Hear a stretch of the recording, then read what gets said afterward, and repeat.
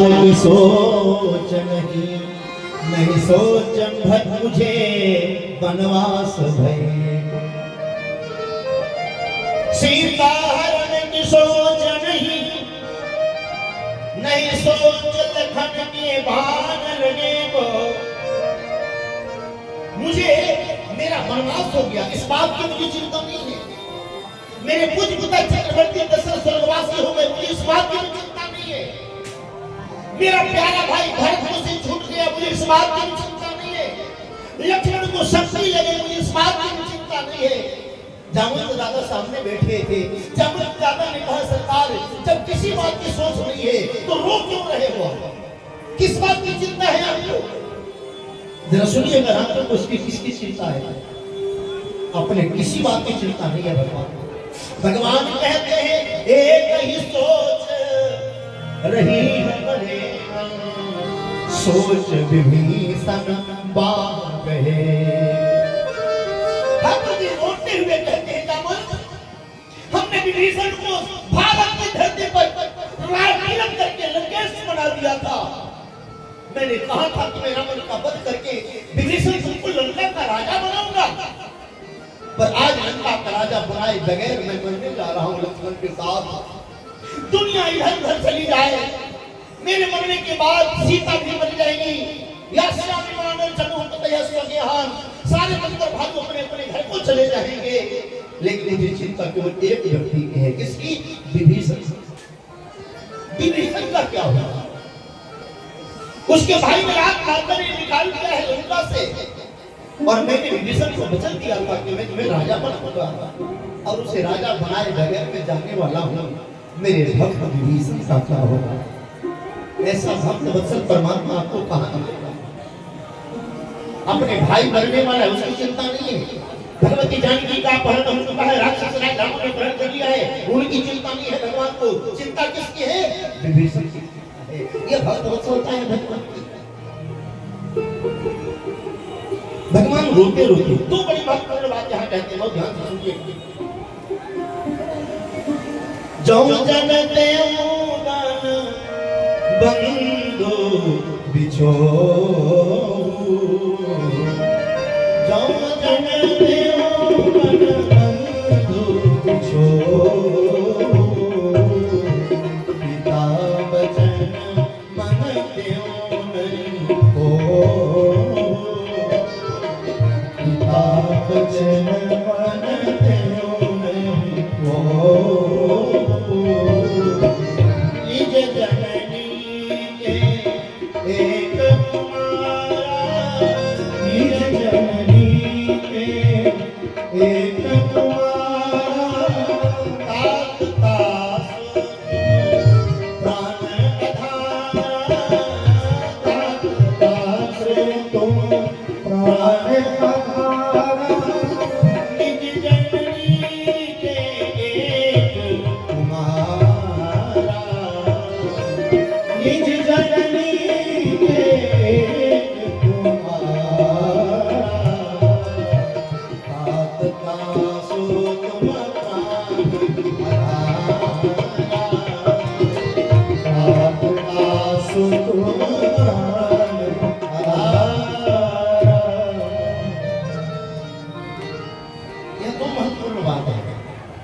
पहली बात भगवान ये कहते हैं कि जो जनते बन बंधु बिछोहु, और मैं जानता कि बन जाने के बाद मेरा भाई लक्ष्मण मुझसे छूट जाएगा, उसकी मृत्यु हो जाएगी, तो पिता वचन मानते नहीं ओहु, मैं पिता की वो बात नहीं मानता।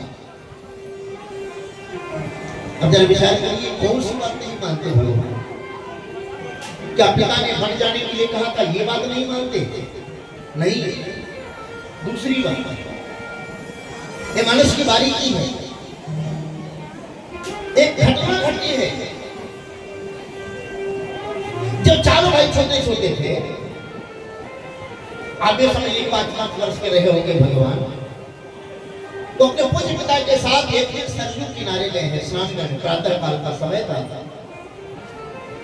चारों भाई जल पूजा कर रहे थे। कुछ महाराज श्री दशरथ जी स्नान करके सरसों के तट पर आसन डाल करके संध्या कर रहे थे, बंधन कर रहे थे। चारों भाई जल में क्रीड़ा कर रहे हैं। लक्ष्मण का शत्रु कौन है जानते हैं? मेघनाथ। और मेघनाथ को भी ये पता है कि मेरा शत्रु लक्ष्मण है, क्योंकि लक्ष्मण के द्वारा ही मैंने मृत्यु लिखी है। तो मेघनाथ रूप बदल करके, क्योंकि राक्षस मायावी तो होते ही हैं, रूप बदल करके मगरमच्छ बन करके सरजू में आकर के पहले से छिपा था। और जैसे लक्ष्मण जल के अंदर गए, प्रवेश किए स्नान करने के लिए, तो वही मेघनाथ जो मगरमच्छ बन करके आया था, लक्ष्मण का पांव पकड़ लिया और पांव पकड़ के गहरे पानी में ले जा रहा था कि लक्ष्मण को डुबा करके मार दूंगा तो मेरी मृत्यु नहीं होगी। और जैसे लक्ष्मण को डुबाने लगा तो लक्ष्मण बुलाए, पुकारे भैया को, भैया बचाओ। भगवान श्री राम ने तर्कस से बाण निकाला और समाप्त कर दिया धनुष पर। मानो धनुष से लग करके उस मगरमच्छ का वहीं वध करना चाह रहे थे भगवान, लेकिन तब तक ध्यान टूटा महाराज दशरथ का, दौड़ पड़े और राम का हाथ पकड़ लिया, कहा बेटा मत चलाना बाण। क्यों पिताजी? अरे मेरे भाई को मारना चाहता है मगरमच्छ, मैं उसका वध करूंगा, उसको मारूंगा। श्री दशरथ महाराज ने कहा बेटा, जहां तेरा अवतार हुआ है, जहां तेरा जन्म हुआ है, इस पुरी का नाम क्या है पता है? अयोध्या, साकेत, गोलो और एक और नाम है अवध। अयोध्या जी का नाम क्या है? अवध। और अवध का अर्थ जानते हैं आप? चक्रवर्ती श्री दशरथ जी ने कहा राम, अवध का अर्थ ये होता है जहां किसी भी जीव का वध न हो, उसी का नाम अवध है। अगर तुम इसका वध कर दोगे तो अवध का नाम निरर्थक चला जाएगा, इसीलिए इसका वध मत करो। आन दंड करिए और कोई दंड देकर यहां से उसको भगा, लेकिन मारो मत। आज वही मेघनाथ, ध्यान से समझिए, आज वही मेघनाथ जो मगरमच्छ बन के गया था अयोध्या, जिस मगरमच्छ को भगवान मारना चाहते थे, लेकिन पिताजी ने मना कर दिया तो नहीं मारे। तो आज भगवान को एक बात याद आ रही है कि उस दिन अगर मैं मेघनाथ का वध कर दिया होता तो आज मेरे भाई लक्ष्मण की ये दशा न होती। इसीलिए भगवान राम कहते हैं, बोले जो जनते मन बन बंधु बिछो, तो पिता बचन मन देव नहीं हो।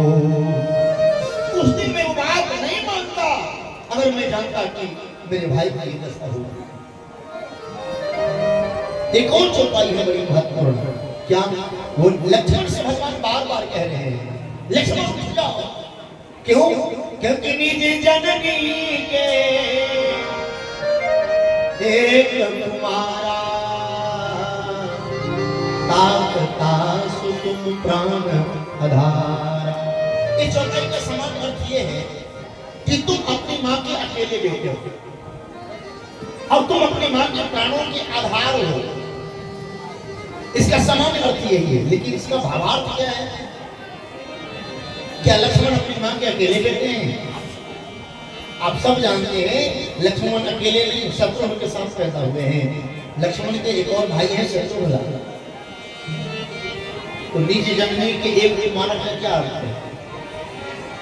आचार्य एक भाव को ये देते हैं कि यहाँ कुमारा शब्द का प्रयोग किया। कुमार कहते तो लक्ष्मण जी का अर्थ होता, लेकिन कुमारा शब्द का प्रयोग किया गोस्वामी जी ने, और कुमारा का अर्थ उर्मिला से है। समझ रहे हैं? कुमारा का अर्थ उर्मिला से है।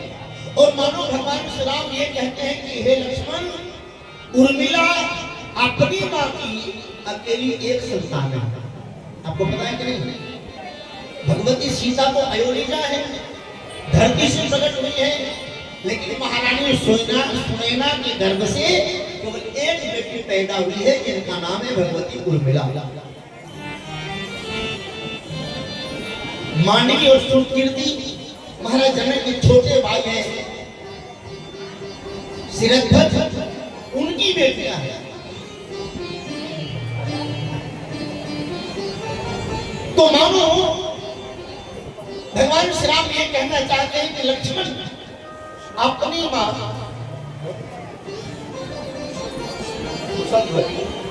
कुशध्वज और शिरध्वज दो भाई, शिरध्वज जनक जी हैं और कुशध्वज उसके छोटे भाई हैं। तो भगवान श्री राम बाबू ये कहते हैं कि लक्ष्मण, उर्मिला अपनी मां की अकेली बेटी है, निज जननी के एक कुमारा, और तुम तात तास प्राण आधारा, और तुम अपनी पत्नी उर्मिला के प्राण के आधार हो। जब लक्ष्मण को भगवती उर्मिला विदा कर रही है अयोध्या से, तो भगवती उर्मिला ने कहा था, हे प्रियतम, अगर आपको भगवान की सेवा में जाना था तो चले गए होते, मेरे पास आए हो। लक्ष्मण जी ने कहा, देवी, मैंने सोचा कि एक बार तुमसे चलते चलते मिल करके तेरी आज्ञा प्राप्त कर, तेरी प्रसन्नता मुझे मिल जाए। उर्मिला भगवती ने कहा, हे स्वामी, यद्यपि आपको मेरे पास आने की जरूरत नहीं थी, लेकिन अगर आप आ ही गए हो मुझसे विदाई लेने, तो 5 मिनट का समय मुझे दे दो। उर्मिला अंतर गई है। उमगी उर्मिला ने पूजन ही असमन चंदन गारो। भगवत उर्मिला आज अपने पति के वियोग को सहन नहीं कर पा रही है। देखिए, भगवती उर्मिला के पति अर्थात श्री लक्ष्मण जी महाराज 2-4 दिन के लिए नहीं 14 वर्ष के लिए बन जाते हैं। भगवती उर्मिला को वियोग का दर्द भी सता रहा है, और भगवती उर्मिला के मन में इस बात का उमंग भी है कि मेरे पति भगवान की सेवा कर रहे हैं। एक बात ध्यान रखिएगा, पत्नी का धर्म क्या है? पत्नी का धर्म है कि अपने पति को भगवान के चरणों से लगा लो। भागवत आप सुनते रहते हैं, सुदामा जी का चरित्र सुनेगा। सुदामा जी के चरित्र में वर्णन आता है भागवत में कि सुदामा जी जब भगवान के पास गए द्वारिका सुदामापुरी से, तो सारी प्रक्रिया पूरी हुई, स्नान किया, भोजन करा लिया, भगवान ने भोजन करा करके अपने आसन पर बैठाया। तब भगवान ने सुदामा जी से पूछा कि भैया, भाभी अनुकूल है? यह पूछा है कृष्ण, क्या भाभी अनुकूल मिली है? क्यों? क्योंकि जीवन में अगर जीवन संगिनी पत्नी अनुकूल मिल जाए तो ये घर ही दैत्य बन जाएगा, लेकिन अगर कहीं पत्नी प्रतिकूल मिल जाए तो याद रखना, घर हमारा नरक बन जाएगा। इसीलिए भगवान का ही वाक्य था। भगवान ने कहा, सुदामा जी, भाभी अनुकूल मिली है? सुदामा जी रो पड़े। सुदामा जी ने कहा, कन्हैया, मेरी पत्नी अर्थात भाभी तो इतनी अनुकूल मिली है, इतनी अनुकूल मिली है कि मैं तेरे पास आना नहीं चाह रहा था। अगर मैं तेरे पास आया हूं तो तेरी भाभी ने तेरे पास मुझे भेजा है, तेरी भाभी ने मुझे तेरे पास भेजा है। मतलब क्या है? पत्नी वो जो अपने पति को भगवान के चरणों से जोड़े।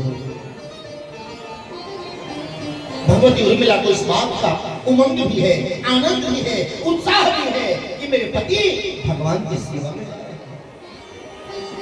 तो ये आंसू जो गिर रहे हैं उर्मिला के, प्रेम के भी है और वियोग के भी है, और उसी आंसुओं के जल से भगवती उर्मिला ने चंदन घिसा। उमगी उर्मिला ने पूजन असमन चंदन गारो, और एक ही क्षण में पति जाहिर सब सामान सवार। सोने की थाली में चंदन रखा, अक्षत रखा, दुर्वा रखा, और दीपक जलाया है, माला बना करके तैयार करके रखी है भगवती उर्मिला कि जाते जाते अपने पति के माथे पर चंदन कर दूंगी, आरती उतार दूंगी, उनकी गले में माला डाल दूंगी और माला देकर उनको विदा करूंगी। ये छत्राणी का धर्म है। लेकिन जैसे ही बाहर आई दरवाजे पर, तब तक लक्ष्मण को जा चुके थे। भाई पाषाण चितवत ठाई, भगवती ने देखा कि हमारे पति देव तो चले गए, मन भी मुझे बड़ा पीड़ा हुई है, बड़ा कष्ट हुआ उर्मिला को कि हे स्वामी, अगर इस प्रकार व्यवहार करना था तो मेरे पास आने की जरूरत नहीं थी, और आ ही गए थे 2 मिनट और रुक जाते तो क्या किया जाता। कम से कम मैं आपकी आरती उतार करके, माथे पर तिलक करके और माला पहना करके विदा तो कर पाता। लक्ष्मण जी क्यों निकल गए? लक्ष्मण जी को लग रहा था कि मेरी उर्मिला मुझसे इतना प्रेम करती है, कहीं अपने प्रेम के बंधन में, प्रेम के जाल में हमको फांस न ले और हमको रोक ना ले। उर्मिला ने मानो मन ही मन कहा, हे स्वामी, क्या आपको अपने पति पर इतना विश्वास नहीं था? यशोधरा को छोड़ करके जब सिद्धार्थ निकले, जो आगे चल कर गौतम बुद्ध बने, सोते ही अपने पत्नी को छोड़ करके निकले थे महाराज। जब प्रातः काल हुआ तो यशोधरा अपनी सखियों के साथ बैठ करके रुदन कर रही है और रोते रोते बात कह रही है, सखी वे मुझसे कह कर जा। सखी, मेरे पति भगवान को पाने गए हैं, इस बात से मुझे गर्व है, लेकिन इस बात का तकलीफ भी है, इस बात से मुझे कष्ट भी है कि मुझसे बिना कहे चले गए। सखी वे मुझसे कह कर जा, सिद्धि है तू स्वामी गए, सिद्धि है तू स्वामी गए, यह गौरों की बात, पर चोरी चोरी गए, यही बड़ा व्याधा। सखी वे मुझसे कह कर जा। हमारे स्वामी भगवान को पाने गए हैं, ये तो मेरे लिए गौरव की बात है, और इस बात का तकलीफ है मुझे और रहेगा कि मुझसे चोरी चोरी चले गए।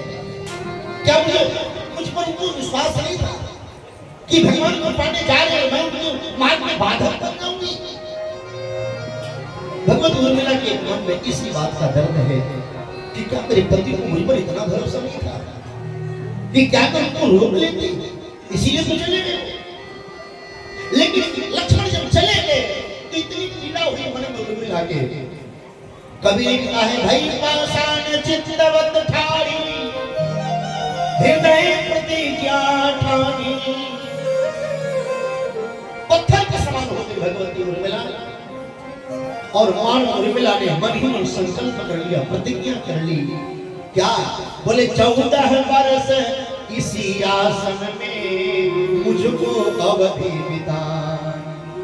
14 वर्षों तक उर्मिला इसी आसन में खड़ी रहेगी। कब तक?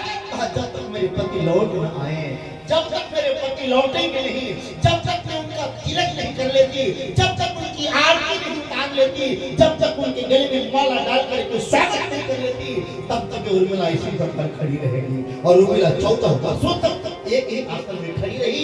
कब तक? जब तक लक्ष्मण 14 वर्षों के बाद लौट। ये उर्मिला का प्यार है। एक बात बताया आपको, राम के मानस को समझ नहीं, उर्मिला का नाम केवल एक बार लिया, पूरे मानस एक बार, दोबारा नहीं लिया। क्यों नहीं लिया? एक कथा बड़ी विस्तार से, कभी फिर आएंगे तो आपको विस्तार से बताएंगे क्यों नहीं लिया। आज भगवान श्री राम लक्ष्मण को समझाते हुए कहते हैं, भैया निज जननी के एक तुम्हारा, तात का तुम प्राण आधार। अपनी मां की अब अकेली बेटी है उर्मिला, और उस उर्मिला के तुम प्राण के आधार हो। अगर तुम नहीं रहे तो उर्मिला भी जीवित नहीं रहेगी। मैं अयोध्या जाकर के क्या जवाब दूंगा? इसी लक्ष्मण को जब जाओ, भगवान श्री राम रोते रोते विरह की 9वीं अवस्था में पहुंचे, और विरह में 10वीं अवस्था मृत्यु हुई। रोते रोते रात्रि के लगभग 12 बज गए। कोई उपाय नहीं सूझ रहा था, तो जामवंत दादा ने कहा, प्रभु आप इतना दुखी क्यों हैं? क्यों? क्या मुझे विश्वास है कि जब तक हनुमान धरती पर जीवित है, तब तक आपके भाई लक्ष्मण का बाल बांका नहीं हो सकता। कृतम हनुमता कार्यम। महर्षि वाल्मीकि रामायण में दामोदर जी ने यही वाक्य प्रयोग किया। क्या हनुमान संसार में जीवित नहीं है? और अगर हनुमान जीवित है तो आपको इतना रोने की जरूरत नहीं है। आपको इतना चिंता करने की आवश्यकता नहीं। और फिर जामवंत दादा ने अपने पर्स से, अपने बैग से एक विजिटिंग कार्ड निकाला और हनुमान को दिया कि हनुमान के इस पत्ते पर चले जाओ और वहां एक वैद्य रहता है, उसको बुला लो। उस वैद्य का नाम क्या है? सुखेन। लंका का वैद्य है, रावण का वैद्य है। अर्धरात्रि हो गई थी, हनुमान जी बिना विचारे निकले और जब गए उस पते पर पहुंचे तो रात्रि के 12 बज रहे थे। अब रात के 12 बजे क्या स्थिति होगी? लंका में कथा तो होती नहीं थी, ये लोग 12 बजे तक कथा सुन करके जाते होंगे। वहां तो 8 बजे खा पी के सब सो जाते थे। हनुमान जी गए, कुंडी खटखटाई, लेकिन हनुमान जी को लगा नहीं ये राक्षस का वैद्य है। अगर कुंडी खटखटाने से जग करके बाहर आया तो बाहर आते ही कहीं हमें देख लिया तो फिर से दरवाजा बंद करके सो जाएगा। इसीलिए हनुमान जी को लगा कि इसको जगाने की कोई जरूरत नहीं है। पूरे मकान के साथ उठाया हनुमान जी ने और आगे भवन समेत तुरंत पूरे मकान के साथ हनुमान जी उठा लिए और साथ में आसमान से जा रहे थे। हनुमान जा रहे थे तो उसका मकान हिल रहा था ऐसे ऐसे। तब तक सुखेन की पत्नी की नींद खुली, अपने पति को धीरे से लगाया, ये चीज बोले क्या हुआ? बोले लगता है जैसे भूकंप आया। सुखेन समझ गया। सुखेन ने कहा शांत रहो, हमारी जिंदगी बंद हनुमान के हाथों में है। अगर कहीं छोड़ दिया तो नीचे समुद्र लहरा रहा है, पोस्टमार्टम के लायक भी हमारा अस्थि मिलने वाली नहीं है। हनुमान जी लेकर के आए सुखेन को राम जी के पास। सुखेन राम जी के सामने प्रस्तुत हुए। राम जी ने रोते हुए सुखेन से कहा कि मेरे भाई को शक्तिवान लगी है, आप इसका उपचार करो, मेरे भाई को जीवित कर दो। अब सुखेन ने एक प्रश्न कर दिया राम जी से। जानते हैं क्या कहा? सुखेन ने कहा कि प्रभु एक बात आप बताओ, जहां तक मैं समझता हूं कि आप धर्मावतार हो, रामो विग्रहवान धर्म महर्षि वाल्मीकि लिखते हैं, आप मूर्तिमान धर्म के स्वरूप हो, आप धर्म का पालन करते हो।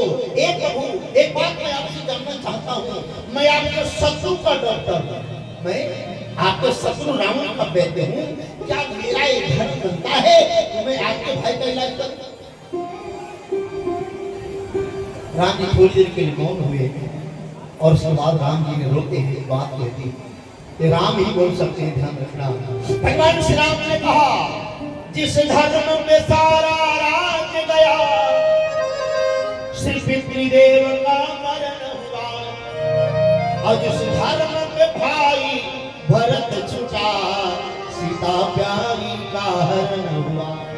अरे उस धर्म पे भाई मर जाए पर धर्म नहीं जाने पाए।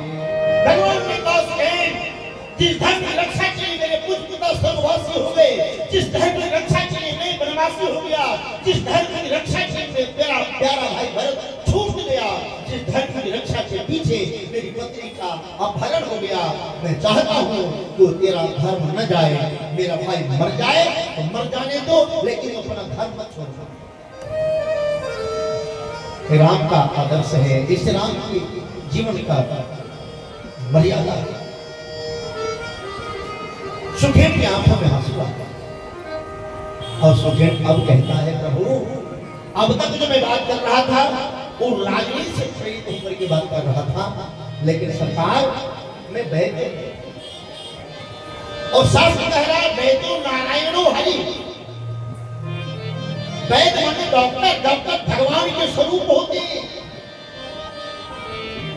आज तो वो डॉक्टर भगवान के स्वरूप नहीं है कि आपको बुखार लगी और आप डॉक्टर के पास गए और 20 प्रकार का जांच लिख दिया, क्योंकि 50% कमीशन बना है उसका।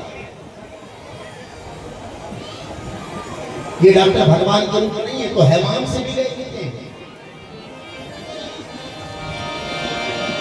लेकिन आज सुखेन भी कह रहा है कि प्रभु अब तक जो मैं बात कर रहा था वो राजनीति से प्रेरित थी, लेकिन अब एक बात मैं निवेदन करूं आपसे, मैं डॉक्टर हूं और डॉक्टर का धर्म क्या है, वैद्य का धर्म क्या है? वैद्य का धर्म ये है कि सामने जो मरीज पड़ा है उसका इलाज करना उसका पहला धर्म है। वो शत्रु है या मित्र है ये विचार उसी बात में करना है। पहला धर्म तो यही है उसका कि उसका इलाज करे। सुखेन ने कहा प्रभु आपके भाई लक्ष्मण को जो शक्ति लगी है उसकी दवा मेरे पास नहीं है। वो दवा मिलेगी द्रोणाचल पर्वत पर जो यहाँ से 60,000 योजन दूर है। वाल्मीकि रामायण में यही लिखा है पैमाना, लंका से द्रोणागिरी की द्रोणाचल की 60,000 योजन दूरी थी। एक योजन में 4 कोस होता है, एक कोस में 3 किलोमीटर होता है। अब आप गणित लगा लीजिए कि लंका से द्रोणाचल की कितनी दूरी रही होगी, कई किलोमीटर। गणित हमारा थोड़ा कमजोर है। बोलो सियावर रामचंद्र की। कौन जाएगा? हनुमान जी महाराज खड़े हुए। हनुमान जी ने कहा कि प्रभु इस डॉक्टर पर हमको भरोसा नहीं हो रहा। पहले तो शत्रु का डॉक्टर है। अच्छा इसने एक शर्त और लगा दी। क्या शर्त लगाई कि सूर्योदय के पहले अगर दवा आ जाती है तब तो मैं लक्ष्मण को बचा पाऊंगा, वरना मेरी कोई गारंटी नहीं है। हनुमान जी ने कहा सरकार हमें तो इस पर भरोसा ही नहीं हो रहा है कि लक्ष्मण को जीवित कर पाएगा। भगवान ने कहा तो आप कुछ कहना चाहते हैं? हनुमान जी ने कहा प्रभु अगर आप आदेश करो तो मैं कुछ निवेदन करूं। हनुमान जी से भगवान ने कहा कहो। तो गोस्वामी जी ने ग्रंथ लिखा जिसका नाम है गीतावली। गीतावली में हनुमान जी कहते हैं जो हम अब अनुशासन अगर आपकी आज्ञा हो तो चंद्रमहि छोर चैन जो आनि सुधार से डालो जो हम अब अनुशासन प्रभु अगर आपकी आज्ञा हो तो मैं लगाऊं छलांग चला जाऊं चंद्रमा के पास। और मैंने सुना है चंद्रमा में अमृत का निवास है, जाऊंगा और चंद्रमा को पकड़ करके ऐसा निचोड़ूंगा जैसे माताएं कपड़ा धो के निचोड़ती है और उसका अमृत गाड़ करके ले आऊंगा, लक्ष्मण को पिला दूंगा और लक्ष्मण जी को पिला दूंगा। भगवान ने कहा हनुमान बोले हाँ प्रभु। बोले इसी को कहते आदेश में आपा खोना, इसी को कहते हैं भावुकता में संतुलन होना। भावुकता में संतुलन होने का मतलब जानते हैं? मध्य प्रदेश में एक हमारे शिष्य हैं, उनके यहाँ जब हम गए कन्हैया जी के साथ में थे तो बड़े भाव से आए, बेचारे पाँव धोने लगे। अच्छा पाँव धोया यहाँ तक तो ठीक था, लेकिन पाँव धोने के बाद जो जल अपने माथे पर डालना था उनको वो हमारे माथे पर छिड़कने लगा। हमने कहा ये है भावुकता में संतुलन खोना।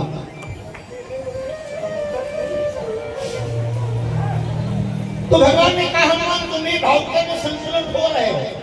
कहा कैसे? कहा याद करो जब पहला दिन हम लंका आए तो सुमेल पर्वत पर हमने डेरा डाली थी। शाम का समय था, पूरब के समय चंद्रमा उदित हुआ था। मैंने सबसे पूछा चंद्रमा के बीच में जो काला धब्बा दिखाई पड़ रहा है क्या है? तो सबने अपने मति के अनुसार उत्तर दिया था। लेकिन हनुमान तुमने क्या कहा था याद है? कुछ याद कराओ। लंका कांड का 5वां दोहा पढ़ना यार। हनुमान जी ने कहा हनुमान सुनो प्रभु शशि तुम्हार प्रिय दास और तब मूर्ति विधुर बसती सोई श्यामता आभास। हनुमान जी ने कहा था सरकार चंद्रमा आपका दास है, सेवक है, भक्त है और दास होने के नाते आपकी जो श्यामली सुरती है, आपका जो मधुर मूर्ति है वो अपने हृदय में बसाया है, वही काला काला धब्बा दिखाई पड़ रहा है। भगवान ने कहा हनुमान तुमने कहा था याद है? बोले हाँ प्रभु। बोले जिस चंद्रमा के हृदय में मैं बैठा हूँ उसी चंद्रमा को तुम आज निचोड़ने जा रहे हो, तो केवल चंद्रमा निचोड़ेगा कि हम भी निचोड़ जाएंगे? बोलो। हनुमान जी ने कहा सर गलती हो गई। एक और उपाय बताओ। हाँ बताओ। हनुमान जी ने कहा पट को नीच नीच मूसक जो अरे सब ही को पाप कहावा जो अब अनुशासन पाप। प्रभु ये वाला कार्यक्रम थे। अब मैं दूसरा उपाय बता रहा हूं लक्ष्मण को जीवित करने का। क्या आप कहो तो एक छलांग लगाऊं तो जमलोक पहुंच जाऊं और जमलोक जाकर के मृत्यु के जो देवता है मृत्यु उन्हीं मृत्यु को पकड़ करके और ऐसा निचोड़ो कि मृत्यु की ही मृत्यु हो जाए। तो जब मृत्यु ही नहीं रहेगा तो लक्ष्मण की मृत्यु करेगा कौन देगा? मैं मृत्यु को ही समाप्त कर देना चाहता हूं।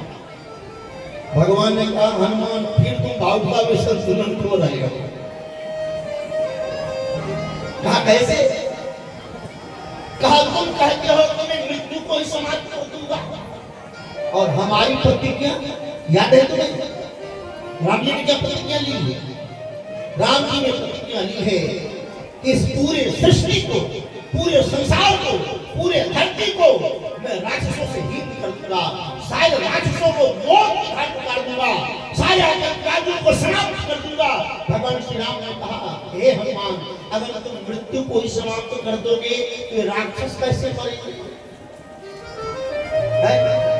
रावण कैसे मरेगा? कुंभकर्ण कैसे मरेगा? मेघनाथ कैसे मरेगा? हनुमान जी ने कहा सर बात जो कहो वही मानते थे। जामन देवी ने कहा हनुमान एक काम करो तुम्हें ये सब कुछ नहीं करना है तुम द्रोणाचल जाओ और वहां से संजीवनी बूटी लाओ जिससे लक्ष्मण को बचाया जा सकता है। हनुमान जी महाराज चले। हनुमान जी किसके पुत्र हैं? किसके पुत्र हैं? पवन तनय बल पवन समाना बुद्धि विवेक विज्ञान निधान। पवन भी कई प्रकार के हैं। 49 पवन है। उन 49 पवन में प्रभंजन जो है उन प्रभंजन के पुत्र हैं श्री हनुमान जी महाराज। इसीलिए गोस्वामी जी ने यहाँ सूत्र दिया राम चरण सरसीज उर राखी राम चरण सरसीज उर राखी चला प्रभंजन सुत बल भाती चला प्रभंजन सुत बल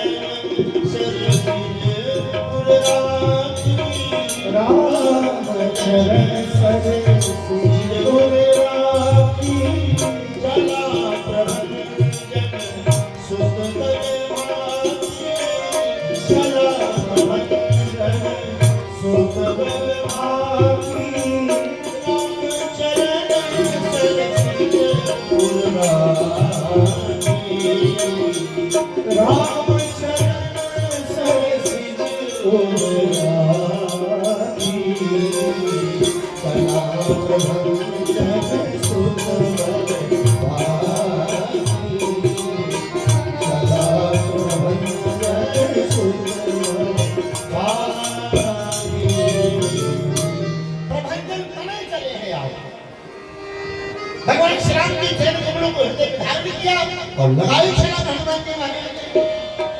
हनुमान जी को लगा कि मैं बंदर हूँ, पता नहीं कहाँ कितना समय लगेगा और मैं समय से लौट ना पाऊं।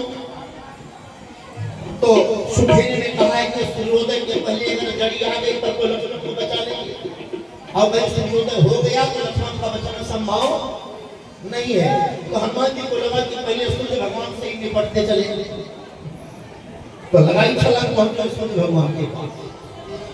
गुरुजी प्रणाम। सूर्य भगवान ने कहा कहो चला बड़ी दिन के बाद आ गया। बोले बहुत जरूरी काम आ गया था इसलिए आया। क्या काम है? बोले गुरु जी काम ये है कि हे सूरज आप रखना ध्यान, संकट आज सूरज वंश पर है, लंका के नीच राहु द्वारा आघात दिनेश ये वंश पर है। हे गुरुदेव, आपके ही वंश में भगवान राम का अवतार हुआ है और आज राम के छोटे भाई लक्ष्मण पर लंका के नीच राहु ने रावण के बेटे मेघनाद के द्वारा शक्तिमान का प्रयोग कर दिया गया है। इसलिए गुरुदेव मैं इतना प्रार्थना करने आया हूँ क्या, तब तक न उदय होगा भगवान, जब तक न जड़ी पहुंचाऊं मैं, उस समय प्रकट होना गुरुवर, जब संकट निशा मिटाऊं मैं। जब तक मैं संजीवनी लेकर के वापस में आ जाऊं, जब तक लक्ष्मण जीवित न हो जाए तब तक उदित मत होना। सूर्य भगवान ने कहा हनुमान, बोले हाँ गुरु जी। बोले थोड़ी देर पहले रावण आया था। अच्छा क्या कह रहा था? रावण ने कहा हे सूरज, अगर रोज सुबह 5:32 पर उदित होते हो और 3 बजे उदित हो जाओ, वरना खैर नहीं है। जानते हैं रावण का वर्चस्व क्या है? हनुमान जी महाराज हनुमान नाट्यम देखते इंद्रम मालकलम सहस्त्र किरणम द्वारपाल हायकम। रावण ने सूर्य को द्वारपाल बना दिया, अपने रावण के लंका के भवन में द्वारपाल बना दिया। आज उस सूर्य के पास रावण पहुंचा होगा, सुनो अभी तो द्वारपाल ही बनाया हो। अगर आज मेरी बात नहीं मानी तो और क्या हो सकता है कि सोच नहीं सकते। सूर्य ने कहा जैसे आप 3 बजे उदित हो जाऊंगा, तब तक हनुमान जी पहुंच गए। हनुमान जी ने कहा गुरु जी, जब तक मैं जड़ी लेकर के वापस नहीं आ जाऊंगा और जब तक लक्ष्मण जीवित न हो पावे तब तक आपको भी तो नहीं होना है। सूर्य भगवान ने कहा हनुमान अब तुम ही बताओ, तुम्हारी बात मानो कि रावण की बात मानो? हनुमान जी ने कहा गुरु जी आप खुद विचार कर लो, बहुत बुद्धिमान है आप। कहा क्या? कहा मैं वही हनुमान हूं। कौन? बोले बाल समय रवि भक्त छिलियो तब, 3 लोक भयो अंधियार। गुरुदेव मैं वही आपका शिष्य हनुमान हूं। बचपन में ही मैं आपको छलांग लगा करके फल समझ करके और दर्श लिया था। जब बचपन को कमाल कर सकता हूं तो आज हम पूर्ण जवानी में आ गए हैं। आज क्या हो सकता है आप खुद विचार कर लो। सूर्य भगवान ने कहा चेला चेला होकर के गुरु को इस प्रकार संकट में डाल करते हो। हनुमान जी ने कहा गुरु जी ऐसी कोई मेरी इच्छा नहीं है कि मैं आपको संकट में डालूं, लेकिन अब प्रार्थना मेरी ये है कि जब तक मैं न कहूं तब तक आपको भी मत होना। सूर्य भगवान ने कहा लेकिन रावण को कौन समझाएगा? हनुमान जी ने कहा रावण को मैं समझाऊंगा। कहा कैसे? कहा मैं अपने पूंछ का अग्रभाग आपके पास छोड़कर जा रहा हूं और जब तक मेरे पूंछ का अग्रभाग आपके पास रहेगा तब तक रावण की कौन है, रावण की बात जो आपके पास आ जाएगा। क्यों? क्योंकि मेरे पूंछ की महिमा तो रावण से बढ़िया कोई नहीं जानता। क्योंकि पूंछ में आग लगाई थी और उसी पूंछ के प्रभाव से पूरी लंका हमने जला। तो मेरे पूंछ के प्रभाव को रावण बहुत बढ़िया जानता है। इसलिए जब तक मेरे पूंछ का अग्रभाग आपके पास रहेगा रावण आपके पास आ नहीं सकता।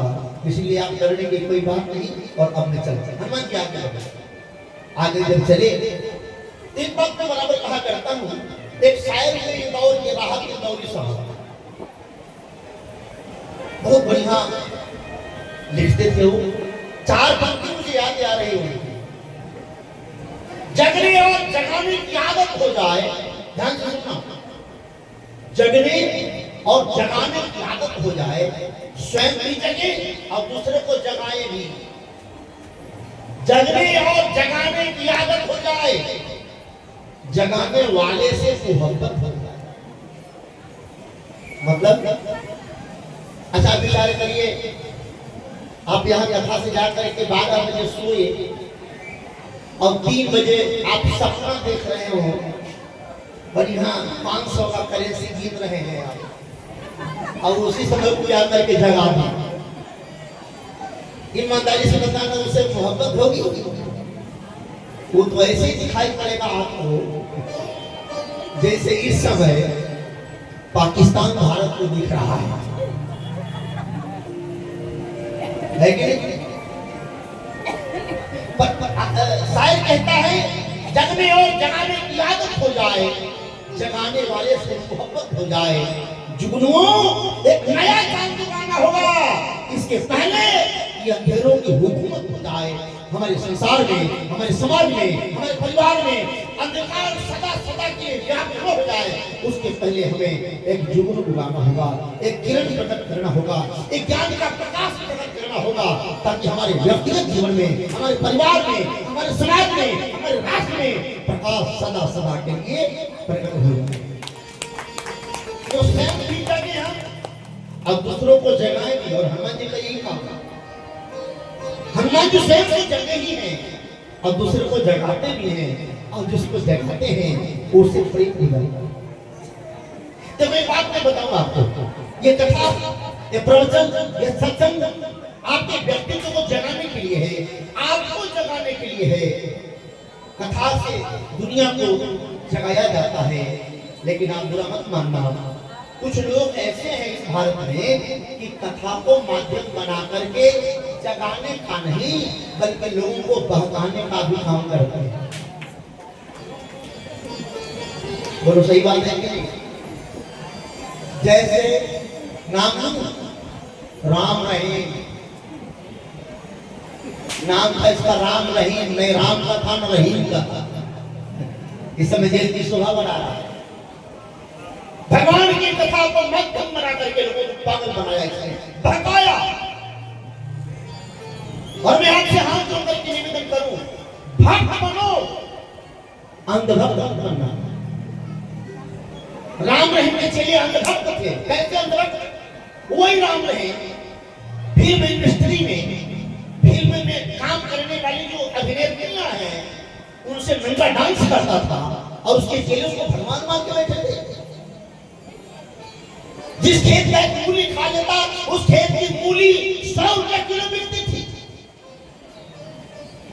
भक्त मत बने, अंधभक्त मत बनिएगा।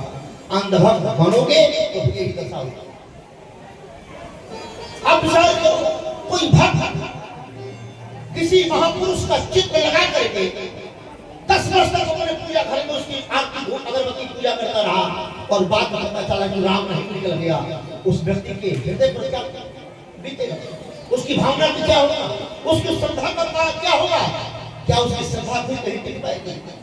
कहीं उसका विश्वास घट पाएगा? इसीलिए मैं कहता हूं कि भक्त बनो, अंधभक्त मत बनो।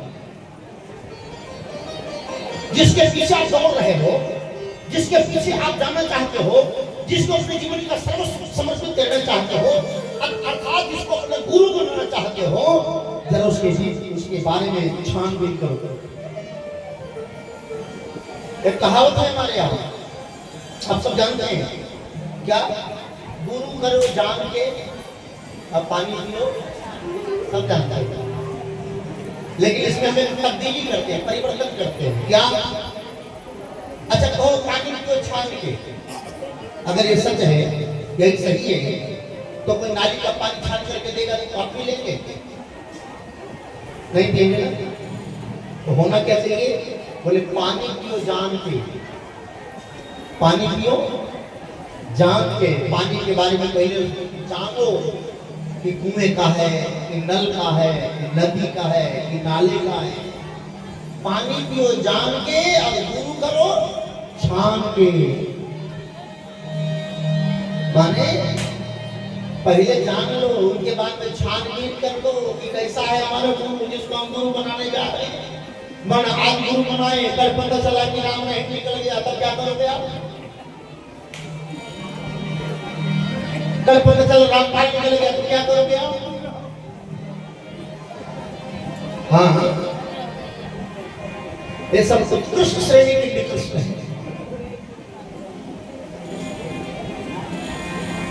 एक हमारे यहाँ संत में मलुक दास है, इस समय से राजेंद्र दास जी महाराज जो मलुकदेवी के पीठाधीश्वर है वृंदावन में, वो मलुकदास जी बड़े शुद्ध संत थे अपने जमाने के, जंगल में रहा करते थे। एक राजा ने उनके बारे में सुना, बड़ी श्रद्धा जगी। राजा को लगा कि ऐसे सिद्ध संत के चरणों में बैठ करके उनसे दीक्षा लेनी है। राजा देखा नहीं था कभी मलुकदास जी, घोड़े घोड़े बैठ करके जा रहा था। किसी ने बता दिया पुराने जगह रहते जंगल में, जा रहा था राजा, उधर से मलुकदास जी लाठी लेकर के आ रहे थे, देखा तो नहीं। तो राजा ने पूछा, महात्मा मलुकदास जी की कुटिया कहाँ है? तो थे मलुकदास जी, लेकिन उन्होंने कहा कौन मलुक? मैं नहीं जानता किसी मलुक को। राजा को बड़ा क्रोध आया, कैसा महात्मा है, ऐसे सिद्ध संत के बारे में ऐसी बात भाषा बोलता है। राजा को आया क्रोध, 4 घंटा लगा दिया। अब पहुंच गया, पूछते पूछते महात्मा जी की कुटिया पर। वहां को शिष्य पहले से बैठे थे। राजा ने शिष्यों से पूछा, भैया महात्मा जी कहाँ गए, महाराज जी कहाँ गए, गुरु जी कहाँ गए? शिष्यों ने कहा बैठो, अभी किसी के हम मिलने गए, आ जाएंगे थोड़ी देर में। राजा बैठा इंतजार करता रहा। थोड़ी देर के बाद शिष्य गए, अरे गुरु जी आ गए, गुरु जी आ गए, गुरु जी आ गए। और जो राजा के पीछे देखा तो पता चला कि तो वही है जिनको भी 4 घंटा लगाया था।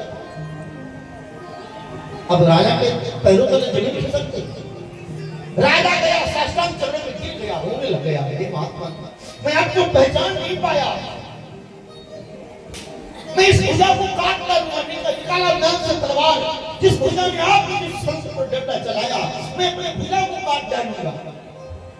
महात्मा ने उठा के हृदय से लगा लिया, राजन तुमने कोई गलती नहीं की है, तुमने कोई अपराध नहीं किया है, तुमने कोई पाप नहीं किया है। कहा कैसे? मलुकदास जी ने कहा, भैया हम और आप बाजार जाते हैं मिट्टी का घड़ा खरीदने, जो 10, 20, 50, 100 रुपए का आता है, जिसे कोई अस्तित्व नहीं, अभी गिर जाए अभी टूट जाएगा। लेकिन 50 रुपया 100 रुपये का मिट्टी के घड़ा खरीदने के पहले घड़ा को ठोकते हैं कि नहीं? ठोक बजा के देखते हैं। श्री मलुकदास जी ने कहा, राजन सामान्य व्यक्ति सामान्य वस्तु तो मिट्टी का घड़ा खरीदने जब जाता है तो उसको भी ठोक बजा करके देखता है, तब खरीदता है। तुम तो मुझे जीवन भर के लिए गुरु बनाने जा रहे थे, अच्छा से जो पहले ठोक बजा करके देख लिया। अब इसका मतलब ये नहीं कि आपको ठोक बजा के देख लिया। मेरे कहने का तात्पर्य ये है कि जिसको आप अपने जीवन की बागडोर सौंपने जा रहे हो, जिसको गुरु भगवान से ऊंचा स्थान है गुरु का, गुरु गोविंद दो खड़े आपको लागू पाए, बलिहारी देव ने जो गोविंद दियो बताए, गुरु भगवान से ऊंचा स्थान रखता है। ऐसे गुरु बनाने के पहले पहले उसके बारे में थोड़ा जानकारी कर ले, छानबीन कर ले, तब गुरु बना। मैं आपको फिर निवेदन करूं, कथा हमारे व्यक्तित्व को जगाने के लिए है, हमारे जीवन को भगवान के चरणों से जोड़ने के लिए है। लेकिन कुछ लोग कथा को माध्यम बना करके हमको राम को बहकाने का भी काम करते हैं, और ये आज ही नहीं पुरानी परंपरा है, एक उस जमाने से ही चला आ रहा है। मानस में 2 पात्र हैं, ध्यान से सुनिएगा। मानस में 2 पात्र हैं जिन्होंने कथा को माध्यम बना करके बहकाने का काम किया। कौन कौन? एक तो मंथरा है, मंथरा भी कथा कहती है जी। और कौन सी कथा कही? कहीं कहीं उसको सुनता है, मंथरा कथा कह रही है। क्या कथा सुनाई?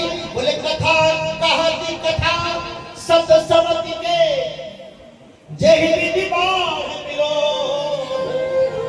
मंथरा ने ऐसी कथा सुनाई कई को कि जो कई राम को प्राण से ज्यादा प्यार करती थी, वही कई कथा सुन करके और राम को 14 वर्षों के लिए वन भेज दिया।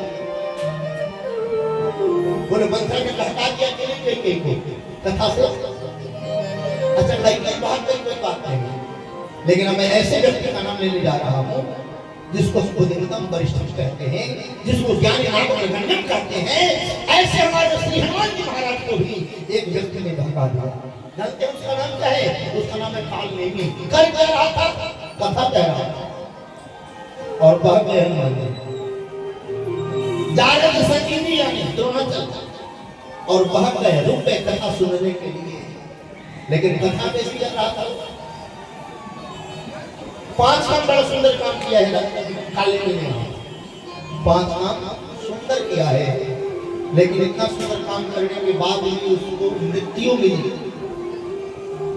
क्या क्या किया था? सर मंदिर बर बाग बनावा, बढ़िया सरोवर बनवाया। सरोवर बनवाना पुण्य का काम है। बाग बनाया, बाग लगाना पुण्य का काम है। मंदिर बनवाया, मंदिर बनाना भी पुण्य का काम है। और साधु बना जी, साधु। अब बताओ, साधु बनना अच्छा काम है कि बुरा? बहुत बड़ा काम है साधु बनना। लेकिन एक बात आपको बताएं, साधु बनने में कोई कठिनाई नहीं है, साधु होने में कठिनाई है। बात बड़ी कठिन है, समझिएगा। साधु होना और साधु बनना बहुत अंतर है दोनों में। साधु होने का अर्थ ये है कि कोई धोती कुर्ता में भी साधु हो सकता है, कोई पैंट पजामा में साधु हो सकता है, और कोई आदि रख करके भी कालनेमी जैसा हो सकता है। साधुता हमारे देश के मोहताज नहीं है। मानस में भगवान श्री राम ने किसी साधु को संत नहीं कहा है। किसको कहा साधु? विभीषण को कहा। बोले तुम सारिखे संत प्रिय मोरे, धर्म दे नहीं आनंद हो। विभीषण को साधु का है, संत का है। और साधु बनने में कोई कठिनाई नहीं है। गोस्वामी जी ने व्यंग किया मानस में, नाग मूल की संपत्ति नासी, मूर मुराय भय सन्यासी। मूर मुरा लिया, गेरुआ वस्त्र पहन लिया और साधु बन गए। एक व्यक्ति ने पूछा कि ये सर काहे मुड़ा लिए? बोले नहीं पता। मूर मुराए 3 लाख, मूर मुराए 3 लाख, सर का मिट गया खाद। खजनी बोले मूड मुराए 3 लाख, सर का मिट गया खाद, खाने को बढ़िया मिले और लोग कहे महाराज।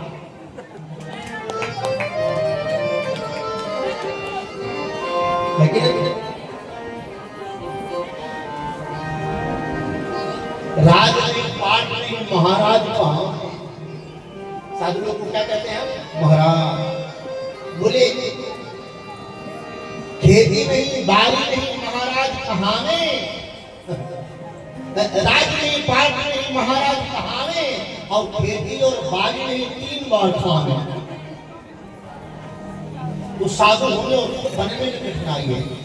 साधु होना अलग विषय है, साधु बनना बड़ा आसान है, लेकिन साधु हृदय से होना बड़ा कठिन है। ये कालने में साधु बना था, साधु था नहीं, राक्षस से साधु बन के बैठा है। और 5वां बढ़िया काम कर रहा था, कथा कह रहा था। कथा कहना खराब काम था, बढ़िया काम कर रहा था। लेकिन इसके बाद महाराज ने कहा है, इसके जितने कार्य थे, चाहे बाग बनाया, चाहे सरोवर बनवाया, चाहे मंदिर बनवाया, चाहे साधु बना, चाहे कथा कह रहा था, ये सारे कार्य के पीछे इसका जो उद्देश्य था, वो उद्देश्य गलत था। ध्यान से समझिएगा सूत्र को कि हमारे काम, हमारे जीवन के कार्य महत्वपूर्ण नहीं होते, उस कार्य के पीछे हमारा उद्देश्य क्या है। कार्य करने में अच्छा दिखाई पड़ रहा है, लेकिन उस उद्देश्य अच्छा नहीं है तो परिणाम अच्छा नहीं होगा। और कार्य दिखने में अच्छा न दिखाई पड़ रहा हो, लेकिन उस उद्देश्य अच्छा हो तो उसके परिणाम अच्छे हो। कार्य एक ही तरह का है, ध्यान से सुनिए। अगर हम और आप यहाँ किसी व्यक्ति को गोली मार दें और उसकी मृत्यु हो जाए, तो फिर हमको सजाए मौत भी हो सकती है कि नहीं? लेकिन सीमा पर एक भारत का नौजवान जब आतंकवादियों को मारता है तो काम एक ही जैसा है। हम भी मारे थे, वो भी मार रहा है, लेकिन उद्देश्य अलग अलग हो गया। हम अपने स्वार्थ के लिए मारे थे, वो राष्ट्र की रक्षा के लिए मार रहा है। हम मारेंगे, हमको सजाए मौत हो सकती है, लेकिन वो जब मारेगा तो उसे अशोक चक्र मिलेगा, उसे पुरस्कार मिलेगा, क्योंकि उसने उसका उद्देश्य अच्छा था। तो कार्य महत्वपूर्ण नहीं है, काल के पीछे जो उद्देश्य है, उद्देश्य महत्वपूर्ण है। काल लेने के काल अच्छे तो दिखाई पड़ रहे हैं, उद्देश्य अच्छा नहीं था। उद्देश्य क्या था? केवल हनुमान का मार्ग रोकना, केवल हनुमान अपने लक्ष्य तक पहुंच पाए इसका प्रयास करना। वो कथा कहने लगा। कथा क्या कह रहा था? न बालकांड, न अयोध्या कांड, न अरण्य कांड, न किष्किंधा, न सुंदर, सीधे लंका, सीधे लंका कांड से कथा शुरू किया। अच्छा, कथा के पहले स्तुति होती है, वंदना होती है, कीर्तन होता है, संबोधन होता है। ये काल ने भी न वंदना किया, न स्तुति की, न कीर्तन किया, न संबोधन किया, डायरेक्ट कथा। और कथा क्या कह रहा था? बोले हो तो महान रावण राम, हो तो महान रावण राम, हो तो महान रावण राम, हो तो महान रावण राम, इति है रावण संशया,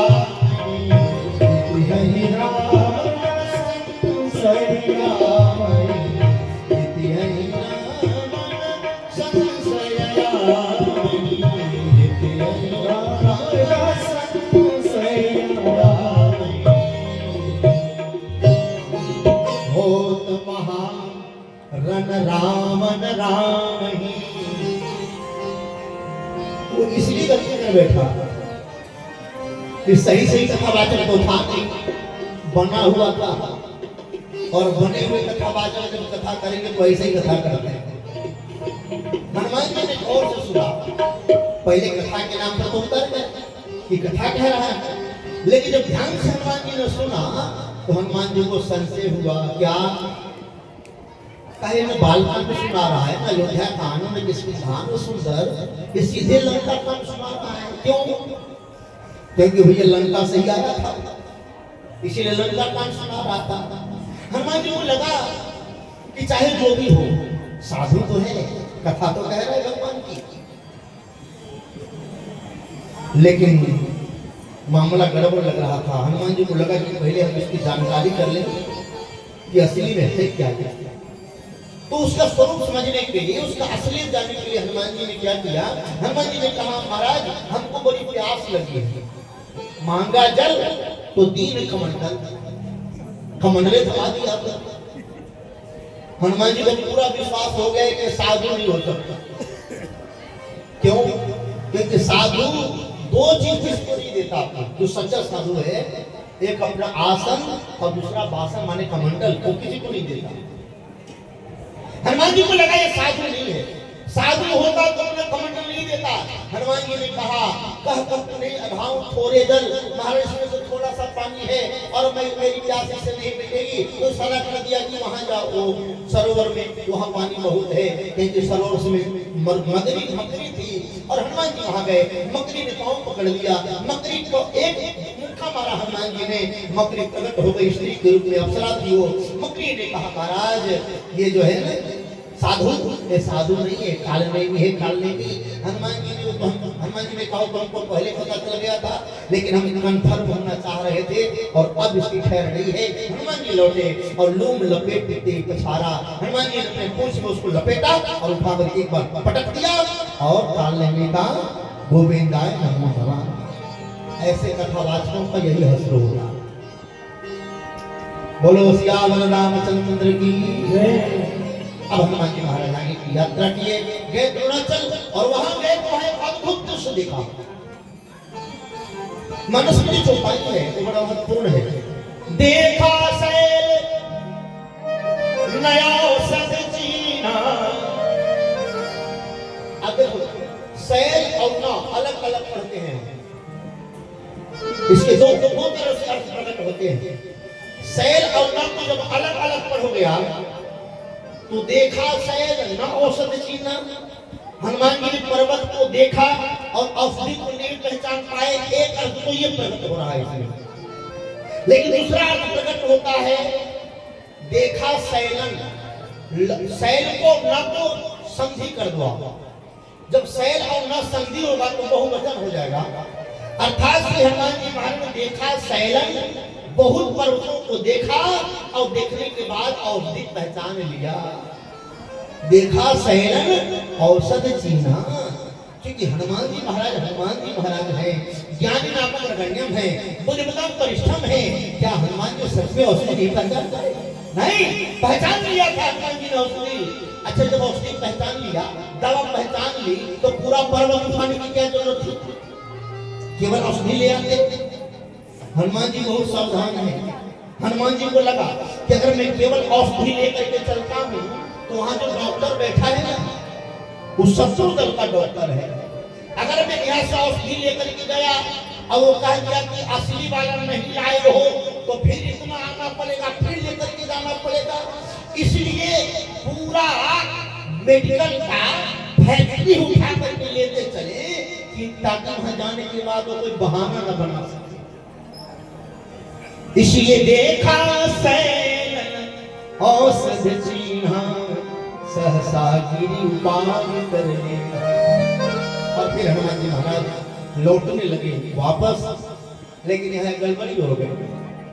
हनुमान जी के विमान का दिशा सूचक यंत्र फेल हो गया।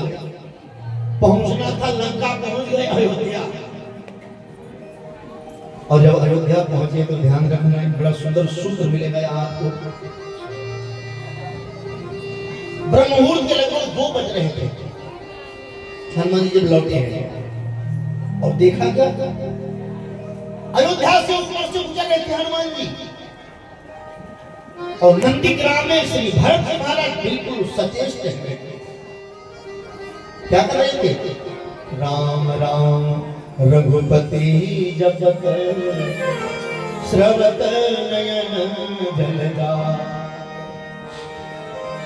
राम राम राम। श्री भरत जी महाराज ने देखा भरत विशाल यति। इतना सचेत है श्री भरत जी महाराज कि भरत जी महाराज की इस बात की आशंका है कि भगवान अयोध्या में है नहीं। हो सकता है रात्रि में कोई राक्षस आकर के अयोध्या को प्रहार न कर दे, इसलिए भरत धनुष्मान लेकर के सदा बैठे रहते हैं, सचेत होकर। और जैसे हनुमान जी महाराज को देखा भरत जी ने, पहचान नहीं पाए, रात्रि थी, पहचान नहीं पाए। तो हनुमान जी ने, भरत जी ने क्या किया? देखा भरत विशाल यति, निशिचर मन अनुमान। भरत जी ने अपने मन में राक्षस का अनुमान किया कि राक्षस ही हो सकता है, क्योंकि राक्षस का एक नाम है निशिचर। निशि माने रात्रि, चर माने चलने वाला। जो रात्रि में चलता है वो निश्चर है। रात्रि में चल रहा है, इसका मतलब निश्चर है। अब एक प्रश्न खड़ा होता है, बहुत ध्यान से सुनिएगा। मैं बार बार कहता हूँ उसे सावधानी से सुनिए। तो आपको लगता होगा कि हम असावधान थोड़े, पर क्या बताएं, आदत हो गई है। हमें लगता है कि हम जो कह रहे हैं तो आप समझ पा रहे हैं कि नहीं, इसीलिए बार बार कहने की आदत हो गई है। सावधान होकर के सुनिएगा, आप बुरा मत मानिएगा। और मुझे पता है कि आप सब समझ रहे हैं, ना समझे होते तो यहाँ काहे बैठते हैं, हमको सुनेंगे। यहाँ कोई किसी का सुनने को तैयार नहीं है, जो हमको सुन रहे हैं, ये बड़ी बात है। बोलो सियावर रामचंद्र की। यहाँ इस रात्रि में एक घटना घटी है। जानते हैं क्या हुआ? मां सुमित्रा अयोध्या के भवन में सो रही थी, और सोते सोते मैया सुमित्रा ने एक सपना देखा। क्या सपना देखा? कि मेरी बाई भुजा कोई शस्त्र निकल रहा है, अजगर निकल रहा है। अचानक मैया सुमित्रा की नींद खुली और महारानी कौशल्या के पास गई। महारानी जी, मैंने ऐसा सपना देखा है, इसका फल क्या हो सकता है? मुझे बड़ा डर लग रहा है। महारानी कौशल्या ने कहा कि बहन, इसका फल तो मैं भी नहीं बता सकती, गुरुदेव बता सकते हैं, लेकिन इसमें रात्रि है, गुरुदेव के पास जाना उचित नहीं है। भगवती सुमित्रा ने कहा, लेकिन हमें बहुत भय लग रहा है, मुझे डर लग रहा है, इस सपने का मैं फल जानना चाहती हूँ। मैया कौशल्या ने कहा, मेरा बेटा भरत बहुत बड़ा ज्योतिषी है, उसको पता होगा कि सपने का फल। तो चलो भरत के पास चलते हैं। और फिर मैया कौशल्या, सुमित्रा, उर्मिला, मांडवी, श्रुतकीर्ति, संपूर्ण रानियां और दासियां कुछ सेवकों को लेकर के महारानी कौशल्या उसी समय नंदीग्राम पहुंचे। जैसे भरत जी महाराज, भरत जी के सामने मैया कौशल्या ने कहा, बेटा तेरी मैया ने ऐसा सपना देखा है, इसका फल क्या होगा? भरत ने आंखों में आंसू भर करके कहा, मां इस सपने का फल तो ये हो सकता है कि तेरे बेटे, किसी बेटे के जीवन में महान संकट आया है, महान संकट आया है। पर भरत और संकट तो तेरे सामने, मेरी उम्र के साथ कोई संकट आया नहीं। और रही बात भगवान श्री राम की, तो सृष्टि विलास जात जब होई, सपने और संकट पराई सोई। जिनकी इच्छा मात्र से सारे सृष्टि का निर्माण, पालन और संहार होता है, ऐसे प्रभु राम की जन्म संकट आए ऐसा संभव नहीं है। अर्थात अब एक ही व्यक्ति बचा, कौन? लक्ष्मण। भैया मुझे लग रहा है लक्ष्मण के ऊपर कोई महान संकट आया है, महान संकट आया है। और संकट लक्ष्मण के जीवन में आया है, शक्ति लगी है मेहनत कर रहा। अब जब ये समाचार सुना, माताओं ने, सारी माताएं दहाड़ मारकर रोने लगी, हे विधाता अब क्या होगा? मेरा बेटा राम अकेले जंगल में है और आज मेरे बेटे लक्ष्मण के ऊपर संकट आया है। मेरे बेटे राम के जीवन में क्या होगा? क्या होगा लक्ष्मण का? माताएं सब रो रही है, लेकिन और भी सारी जो रानियां थी, दासियां थी, सब रो रही थी। पर एक ऐसी महिला वहां थी जो रो नहीं रही थी, वो मुस्कुरा रही थी। वो महिला कौन है जानते हैं? उसका नाम है उर्मिला। सुमित्रा ने कहा, उर्मिला पागल हो गई हो, तुम्हारे पति का जीवन संकट में पड़ा है, तुम्हें वियोग में, तुम्हें विलाप करना चाहिए, तुम्हें रोना चाहिए, कष्ट प्रकट करना चाहिए, और तुम मुस्कुरा रही है। उर्मिला ने कहा, मां जानती हो, एक बात बताऊं आपको, एक दिन मेरी मैया सुनैना ने मेरे कुलगुरु शतानंद जी से पूछा कि हे गुरुदेव, अगर कोई महिला, अगर कोई देवी अपने सौभाग्य को अखंड करना चाहती है तो उसे क्या करना चाहिए? तो हमारे गुरुदेव ने बताया था कि कोई महिला 9 नवरात्र तक, 9 नवरात्र में पूरे 9 दिन तक शुद्ध देसी गाय के घी का माता के मंदिर में अखंड दीपक प्रज्वलित करती है तो उसका सौभाग्य अखंड हो जाएगा। ऐसा शतानंद ने बताया था। मां सुनैना, भगवती सुमित्रा, उर्मिला कहती है अपनी सास सुमित्रा से कि मां, आचार्य शतानंद की वाणी झूठ नहीं हो सकती, और उनके कथा अनुसार अगर 9 नवरात्र तक 9 दिन अखंड दीपक जलाने से सौभाग्य अखंड हो सकता है, तो मां मेरा दीपक तो 14 वर्षों से अखंड जल रहा है, मेरा सौभाग्य भला कैसे? 14 वर्षों से मेरा दीपक अखंड जल रहा है। मां सुमित्रा ने कहा, पर ये आशंका ऐसी हो रही है, मैंने जो सपना देखा है उर्मिला, उसका परिणाम बड़ा भयावह हो सकता है। भगवती उर्मिला ने कहा, मैं जानती हूं आपका संदेह निराधार नहीं है मां, लेकिन एक बात मैं आपको निवेदन करना चाहती हूं। क्या? मुझे लगता है ऐसा, क्या रण के श्रम से वह थक से इससे प्रभु गोद में सो रहे माता। मुझे तो ऐसा लगता है कि मां, मेरे पतिदेव युद्ध करते करते थक गए हैं और अपने भैया के गोद में विश्राम कर रहे हैं। मेरे पति के जीवन में कोई संकट नहीं आ सकता। इतने में ही हनुमान जी महाराज आकाश मार्ग से जा रहे थे। भरत ने देखा, भरत जी महाराज बाण निकाल करके धनुष पर संधान कर दिए। ध्यान से सुनिएगा एक बात, बाण दो प्रकार के होते हैं। एक बाण ऐसा होता है, अगर सामने वाले को केवल घायल करना है, मूर्छित करना है, तो उसके अग्रभाग में नुकीला बाण लगाया जाता है। अगर सामने वाले को मारना हो तो नुकीला धार लगा करके मारा जाता है, जिसके लगते सामने वाले की मृत्यु हो जाएगी।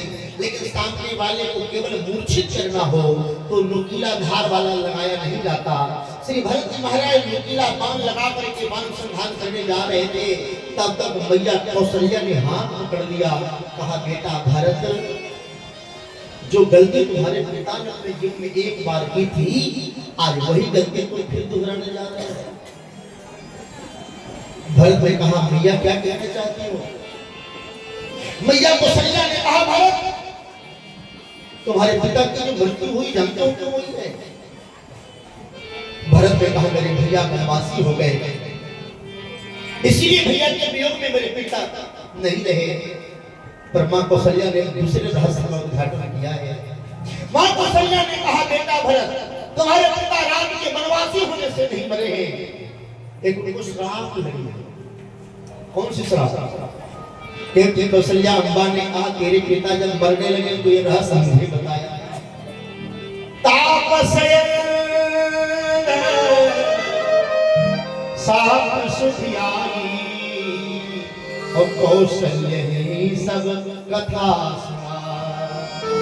महाराज दशरथ जब मरने लगे तो अपने जीवन की एक जो घटना थी, जो अब तक सब दुनिया से छिपा कर रखा था, आज अपनी पत्नी कौशल्या ने बताया है। देवी, आज मैं मरने जा रहा हूँ, लेकिन इस मृत्यु का कारण न तो तुम हो, न कैकेयी है, न राम है, न और कोई है। इस मृत्यु का कारण तो उस तपस्वी के तापस अंध साप सुधी आई, वो जो तपस्वी थे अंधा अंधी, जिनके बेटे को हमने मार डाला था, भूल से मारा था। जानते हैं कि नहीं मारा था? भूल से मारा था। मैंने गलती की। दशरथ जी महाराज ने कौशल्या से बताया कि मैं अपने जीवन में गलती किया। सामने वाला को जब तक समझ न लिया जाए, जब तक अच्छी तरह से पहचान न लिया जाए, तब तक उस पर फन वाला बाण न चलाया जाए। मैंने यही गलती की। सामने वाले को बिना पहचाने मनुष्य को हमने मृग समझ लिया और फन वाला बाण चला दिया, जिससे उसकी मृत्यु हो गई। परिणाम स्वरूप उसको माता पिता ने हमको श्राप दे दिया कि जैसे मैं अपने बेटे के वियोग में मर रहा हूँ, वैसे तुम भी अपने बेटे के वियोग में ही मरोगे। महाराज, अगर गलती मुझसे न हुई होती तो आज मेरी मृत्यु न होती। दशरथ जी महाराज कौशल्या से कहा, देवी, जो गलती हमने अपने जीवन में की, जो भूल हमने अपने जीवन में की, मैं आज तुम्हें बता करके जा रहा हूँ कि अपने बेटों को बता देना कि ये बेटे हमारे आगे चल करके ऐसी गलती ना करो, पर उनको भी यही सजा भुगतनी पड़ सकती है। मां कौशल्या ने भरत से कहा, बेटा भरत, जो गलती तुम्हारे पिता ने की थी वही गलती तुम मत करो। जब तक सामने वाले की ठीक से पहचान न हो जाए, तब तक फन वाला बाण मत चलाओ। और फिर श्री भरत जी महाराज ने बिना फन का बाण चलाया, क्योंकि सामने वाला पूरा पहचाने का नहीं आ रहा है कि वो राक्षस है कि मनुष्य है कि देवता है। देखा भरत विशालयत निशिचर मन अनुभाव, बिन फरसायत मारे वो चाप श्रवण ललिता। बिना फन का बाण मारा श्री भरत जी ने, और हनुमान जी को बाण लगी और हनुमान जी मूर्छित होकर के गिर पड़े। एक बात मैं और इसमें आपको निवेदन करूं, बड़ा सुंदर भाव। श्री भरत जी कौन है? प्रेमी है। भरत जी कौन है? साधु है। साधु का काम क्या है? भजन करना, और वही कर रहे थे भरत जी। राम राम राम यही जप रहे थे। देखो एक बात बताए आपको, साधु का काम है भजन करना, और शस्त्र चलाना किसका काम है? सेना का, पुलिस का, वीरों का। जो काम एक वीर करेगा, एक सैनिक करेगा, वो साधु नहीं कर सकता, और जो काम साधु करेगा वो एक वीर सैनिक नहीं कर सकता। जैसे कोई साधु माला फेरता हो, भगवान का भजन करता हो, और उस साधु से कहो कि महाराज माला छोड़ दिए और चलिए हमारे साथ सेना मतलब सीमा पर आपको गोली बारूद चलाना है, तो साधु कहेगा भैया हमारा जान छोड़ दो, हम भजन कर रहे हैं, हमारा मन भजन में ही लग रहा है। सुनिएगा ध्यान से मैं जो क्या कहना चाह रहा हूँ। भजन करने वाला साधु शस्त्र नहीं चला सकता। अच्छा, जो सीमा पर AK-47 AK-47 लेकर खड़ा है, वो ड्यूटी दे रहा है 12 से 24 घंटा। उस सैनिक से जाकर के कहो कि थोड़ी देर के लिए ये गन रख दो और आओ हमारे साथ माला जपो, भगवान का भजन करो, तो सैनिक कहेगा कि जहां 24 घंटा ड्यूटी है 2-4 घंटा और बढ़ा दो, हम ड्यूटी कर लेंगे, लेकिन माला फेरने का काम हमसे नहीं होगा। बोलो नहीं होगा ना? तो शस्त्र चलाने वाला सैनिक भजन नहीं कर सकता, और भजन करने वाला साधु शस्त्र नहीं चला सकता। लेकिन श्री भरत जी के जीवन को आप देखो, भरत जी ऐसे साधु हैं कि आवश्यकता पड़ जाए तो भजन भी करते हैं, और राष्ट्र पर संकट आ जाए तो शस्त्र भी चलाना जानते हैं। उठा लिया धनुष भरत ने। इसीलिए मैं आपसे निवेदन कर रहा हूं, ये जरूरी नहीं है कि केवल सेना युद्ध करे। जब राष्ट्र पर संकट आ जाए, समाज पर संकट आ जाए, परिवार पर संकट आ जाए, तो प्रत्येक व्यक्ति को शस्त्र उठा लेना चाहिए और अपने राष्ट्र की रक्षा करने के लिए अपने प्राणों की कुर्बानी दे देनी चाहिए। ये भारत ने हमको सिखाया है। बुला रहे हैं आपको। बोलिए भक्तवत्सल भगवान की जय। 11 बजने वाला है। चलिए कोई बात नहीं। आनंद रामायण में कथा कथा के बाद हाँ बोलिए। थोड़ा सा है। हाँ। जैसे सीता माता धरती में नहीं समाई है, उसमें लिखा है गई है भगवान श्री राम के साथ 11,000 वर्ष तक महारानी बनकर रही है। तब सरयू नदी में उनका ये हुआ है न, राम और सीता दोनों उसमें फिक्र के तब गए। जी जी और रामायण में ऐसा नहीं, इसी बिल्कुल बिल्कुल ठीक है। बैठ जाइए, समाधान। बोलिए भक्तवत्सल भगवान की जय। गोस्वामी ने लिखा रामायण सतकोटि अपारा। रामायण कितने हैं? 100 करोड़, और 100 करोड़ के बाद एक और शब्द लिख दिया गोस्वामी ने, अपारा, और नाना भांति राम अवतारा। इसी के बाद एक और चौपाई गोस्वामी ने लिखी, क्या बोले? कलम भेद हरिचरित सुहाए, भांति अनेक मुनीसन गाए। इसका अर्थ क्या है? इसका अर्थ ये है कि किसी अवतार में भगवान ने अयोध्या में राजा बनने के बाद सीता का त्याग कर दिया। इसीलिए वाल्मीकि जी ने लिखा है कि सीता का त्याग हुआ। लेकिन किसी अवतार में, किसी कल्प में भगवान श्री राम ने 11,000 वर्ष तक 10 वर्ष सहस्त्राणि 10 वर्ष शतानि च रामो राज्यवासी का अपना लोकं भविष्यति। 11,000 वर्ष तक अयोध्या की गद्दी पर बैठकर भगवान ने राज्य किया और फिर संपूर्ण प्रजनों के साथ राज्य में प्रवेश कर गए। इनका यही प्रश्न था, तो इसमें उत्तर समाधान यही है कि कलप भेद हरिचरित सुहाए। प्रत्येक कल्प भवेद रामो रावणास्य राक्षसः। प्रत्येक कल्प में भगवान का अवतार होता है, प्रत्येक कल्प में रावण होता है, प्रत्येक कल्प में राम जी होते हैं, प्रत्येक कल्प में सीता जी होती है। तो किसी कल्प में सीता का त्याग हुआ और किसी कल्प में सीता का त्याग नहीं हुआ। बोलो सियावर रामचंद्र की। संतुष्ट हो गए? अच्छा प्रश्न था इनका। तो मैं आपसे निवेदन कर रहा था, अब राम जी को, हनुमान जी को लक्ष्मण जी के पास पहुंचाते हैं और लक्ष्मण को जीवित करते हैं और फिर राम राज्य कराते हैं। बस 10 मिनट भी ज्यादा नहीं लगाएंगे, घबराइएगा नहीं, हम पंडित आदमी हैं और पंडित चाहे तो 5 मिनट विवाह करा दे और पंडित चाहे तो 5 घंटा लगा दे,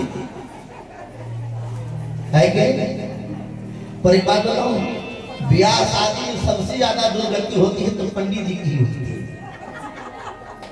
आप पूछेंगे कैसे? बारात जाने को तैयार है, स्कॉर्पियो आई, जीजाजी बैठे, इंडिगो आई, फूफाती बैठे, अच्छी अच्छी गाड़ियों में सारे मेहमान जा रहे हैं, तब तक बेचारे पंडित जी साइकिल पैडल मारते आए। जजमान हमारे लिए कौन गाड़ी है? जजमान ने कहा महाराज कतरास की तो बात है, साइकिल से चली आइए, गाड़ी में जगह नहीं है। अब बेचारी पंडित को जजमानी संभालनी है, साइकिल से चली। अच्छा, जब तक पंडित जी पहुंचे, बाराती पहले पहुंच लिए थे, रसगुल्ला, गुलाब जामुन, चमचम, मलाई, एक से एक आइटम महाराज मार रहे हैं सब। पंडित जी पहुंचे जब तक तब जजमान ने कहा महाराज अब आपके लायक तो कुछ बचा ही नहीं है। अब बेचारे पंडित जी बैठ गए द्वार चार कराने, 1.5 घंटा मंत्र चिल्लाए, तब तक बाराती उधर। आजकल एक सिस्टम चला है, उसको हम कहते हैं, आप लोग कहते हैं दूसरा कोर्स, उसको हम बफेलो सिस्टम कहते हैं। हाँ, सब एक का दूसरे का जूठा खा रहे हैं। अच्छा, इधर पंडित जी बेचारे भोजन विवाह कराने बैठ गए, मुहूर्त आ गया, 4 बज गया भोर, 4 बजे भोर उठे पंडित जी भोजन विवाह कराने के बाद। जजमान ने कहा पंडित जी अब क्या बताएं, आपके लायक तो कुछ खाने के लायक भी नहीं बचा, कहिए तो दही चूड़ा ले आए। अब विचार करो, 4 बजे भोर में पंडित जी दही चूड़ा खाएंगे तो हॉस्पिटल न जाएंगे? तो पंडित भी चालाक हो गए। हमारे अयोध्या जी के बगल में सुल्तानपुर है, सुल्तानपुर में पंडित जी बेचारे एक ठाकुर साहब के, ठाकुर साहब से हमारे छत्तीस को ठाकुर साहब कहते हैं, एक ठाकुर साहब के यहाँ राजपूत थे जजमान, उनके यहाँ गए दुर्गा सप्तशती के पाठ कराने। संपुटी पाठ करने में 4 घंटा लगता है लगभग। संपुटी पाठ करके पंडित जी उठे तो वहां एक होता है गन्ने के रस को निकाल करके 3 महीने तक धूप में रखा जाता है, उसको वहां की भाषा में चोटा का रस कहते हैं। क्या कहते हैं? चोटा का रस। उसमें और कुछ हो चाहे ना हो, चिवटा जरूर होती है। अब 3-4 घंटा के बाद पंडित जी उठे तो जजमान वही चोटा का रस पकड़ा दिया। पंडित जी बेचारे भूखे प्यासे परेशान थे, आंख बंद करके घटक गए। दूसरे दिन पाठ करने बैठे पंडित जी, शुरू किया, या देवी सर्वभूतेषु चोटारूपेण संस्थिता नमस्तस्यै नमस्तस्यै नमस्तस्यै नमो नमः। तब तक जजमान आया, हे पंडित जी चोटा लिखा है। पंडित जी ने कहा चोटा का रस पिलाओगे तो काजू किसमिस पर होगा।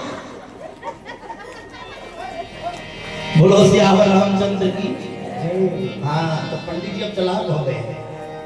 मैं आपसे निवेदन कर रहा था, श्री भरत जी महाराज ने हनुमान जी को मार करके मूर्छित कर दिया। राम राम कहि लागत सायक, धनुष रखते राम राम कहते हुए धरती पर नीचे हनुमान जी गिरे, मूर्छित हो गए।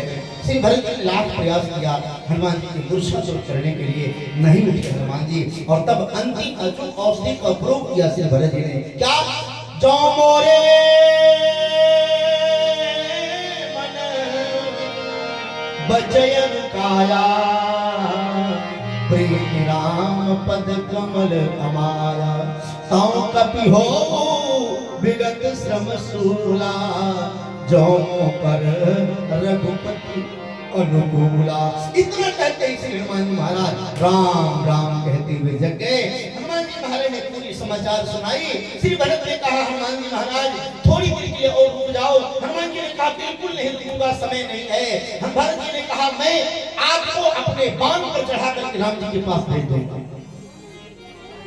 हनुमान जी को लगा क्या भरत के बाण में इतनी शक्ति है कि पहाड़ के समेत, अरुणाचल के समेत मुझे अपने बाण पर बिठा करके राम जी के पास भेज देंगे। थोड़ी देर के लिए अहंकार आया हनुमान जी के मन में। यद्यपि गोस्वामी जी केवल हमको दिखाने के लिए, बताने के लिए बता रहे हैं कि भक्त के जीवन में भी अहंकार आ सकता है, लेकिन श्री हनुमान जी महाराज ऐसे महापुरुष हैं। हनुमान का अर्थ होता है हनुमस्त धातु करने के प्रयोग में प्रयुक्त होता है, अर्थात जिसने अपने जीवन के मान सम्मान अभिमान को नष्ट कर दिया हो उसी का नाम हनुमान है। हनुमान जी के जीवन में अहंकार आ जाए ऐसा संभव नहीं है, लेकिन गोस्वामी जी हमको आपको दिखाने के लिए बताना चाहते हैं कि भक्त के जीवन में भी अभिमान आ सकता है, जैसे हनुमान जी को आया थोड़ी देर। लेकिन बाद में हनुमान जी महाराज ने स्मरण किया और हनुमान जी को लगा कि नहीं, भरत सजस को राम सने ही, जग जग राम राम जपजे ही, जिनका नाम स्मरण करते हैं भगवान श्री राम, ऐसे भरत के लिए कोई काम असंभव नहीं है। हनुमान जी महाराज ने कहा भैया भरत, आपके बाणों की कोई जरूरत नहीं है, आप केवल आदेश करो, मैं बहुत जल्दी जाना चाहता हूँ। मैया कौशल्या ने हनुमान से कहा बेटा जाओ तो रहे हो, एक मेरा संदेश ले जाओ और मेरे बेटे राम से कह दे। क्या? एक संदेश राम लला से हनुमत जाके कहियो, मारो सौगंध तुम्हारो बेटा, भला भूल मत जइयो। क्या? रावण मारी जानकी लेके, जी चाहे जह जावे, बिना लखन के सौगंध हमारी अवधपुरी ना आए। मैया कौशल्या ने हनुमान से कहा बेटा हनुमान, ये मेरा संदेश मेरे बेटे राम से कह देना। क्या? कि अगर राम लक्ष्मण को जीवित नहीं कर पाए और लक्ष्मण मर गए तो भले रावण पर विजय प्राप्त कर ले, राम सीता को लेकर के दुनिया के किसी कोने में चले जाएंगे, लेकिन लक्ष्मण के बिना अयोध्या आने की जरूरत नहीं है। तब तक मैया सुमित्रा आगे आई, शिवशिका ने पांव पकड़ लिए कौशल्या की, जी क्या कह रही हो? मेरे बेटे राम के जीवन में संकट आया है और आप इस प्रकार का संदेश भेजवा रही हो। मैया शिवशिका ने घर में किसे कहा, कौशल्या जी सुनो, एक लखन की बात चली क्या, लाख लखन मर जावे और परमार्थ में प्राण तजे तो ऐसो लखन कहावे। हे भगवती कौशल्या, अभी मेरा एक बेटा लक्ष्मण शहीद हुआ है और आवश्यकता पड़ गई तो मेरा दूसरा बेटा शत्रुघ्न यही है और शत्रुघ्न हो जाएगा युद्ध करने राम के साथ। ब्राह्मण से इस संदेश मैया सुमित्रा ने भिजवाया। भगवान श्री हनुमान जी महाराज सबको संतुष्ट करके और विदा लेकर के तत्क्षण वहां से चले और पहुंच गए लंका। लंका जब पहुंचे और लंका पहुंच संजीवनी दी सुखेन को, तुरंत वैद्य तीन उपाय, उठी बैठे लक्ष्मण हर्षाई। बोलिए श्री हनुमान जी महाराज की जय। हनुमान जी की कृपा से आज लक्ष्मण जीवित हो गए, लेकिन भगवान ने अंतर देखा हनुमान के जीवन में। क्या? जब हनुमान जी लंका से चले थे तो राम राम कहते हुए चले थे, लेकिन जब लौट कर गए लंका तो भारत भरत कर रहे थे। राम जी ने पूछा हनुमान, बोले हाँ प्रभु। बोले मंत्र बदल लिए, गुरु बदल लिए।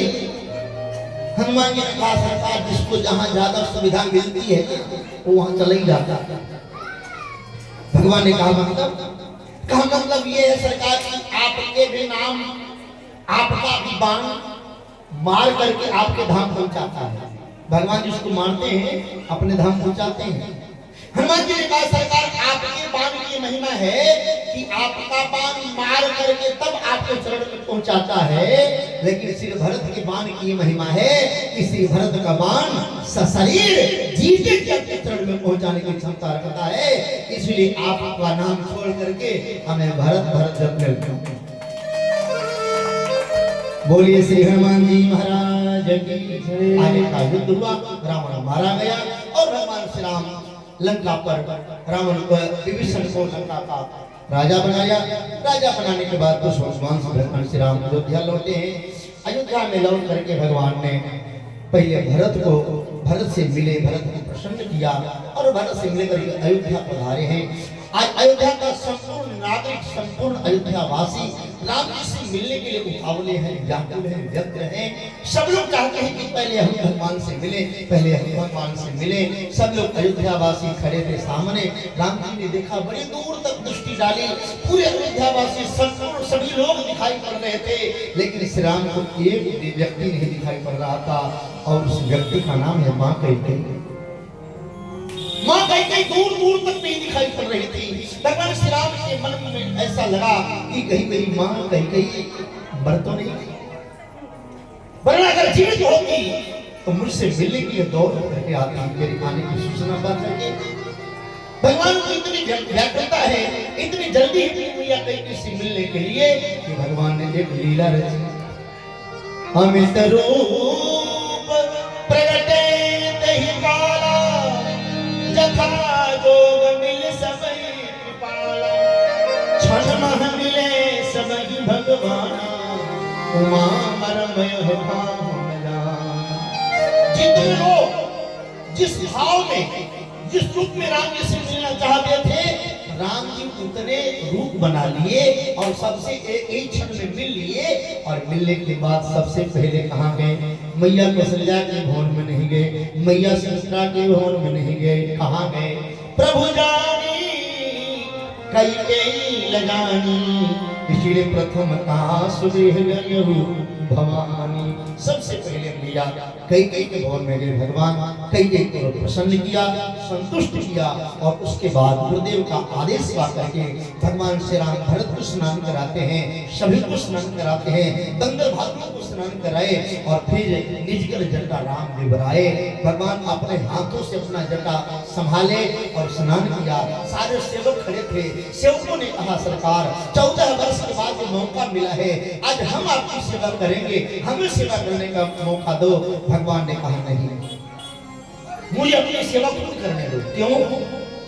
भगवान ने कहा, इसलिए कि मैं राजा बनने वाला हूं। और मानो भगवान ने आज के नेताओं के एक संदेश दिया कि जो राजा, जो नेता अपनी सेवा खुद नहीं कर पाएगा, वो जनता की सेवा क्या करेगा? देश की सेवा करने के लिए पहले अपनी सेवा तो करो। आज के नेताओं के लिए सेवक उनके साथ अर्धनी खड़े रहते हैं, जूता खोलने के लिए भी खड़े रहते हैं लोग। अब ऐसे नेता जो खुद अपने जूता तक नहीं खोल सकते, वो देश की भला क्या करेंगे? जरा विचार करो। इस राम का आदर्श है, निज कर जटा राम विवराए, मुनि अनुशासन मांग नहाए।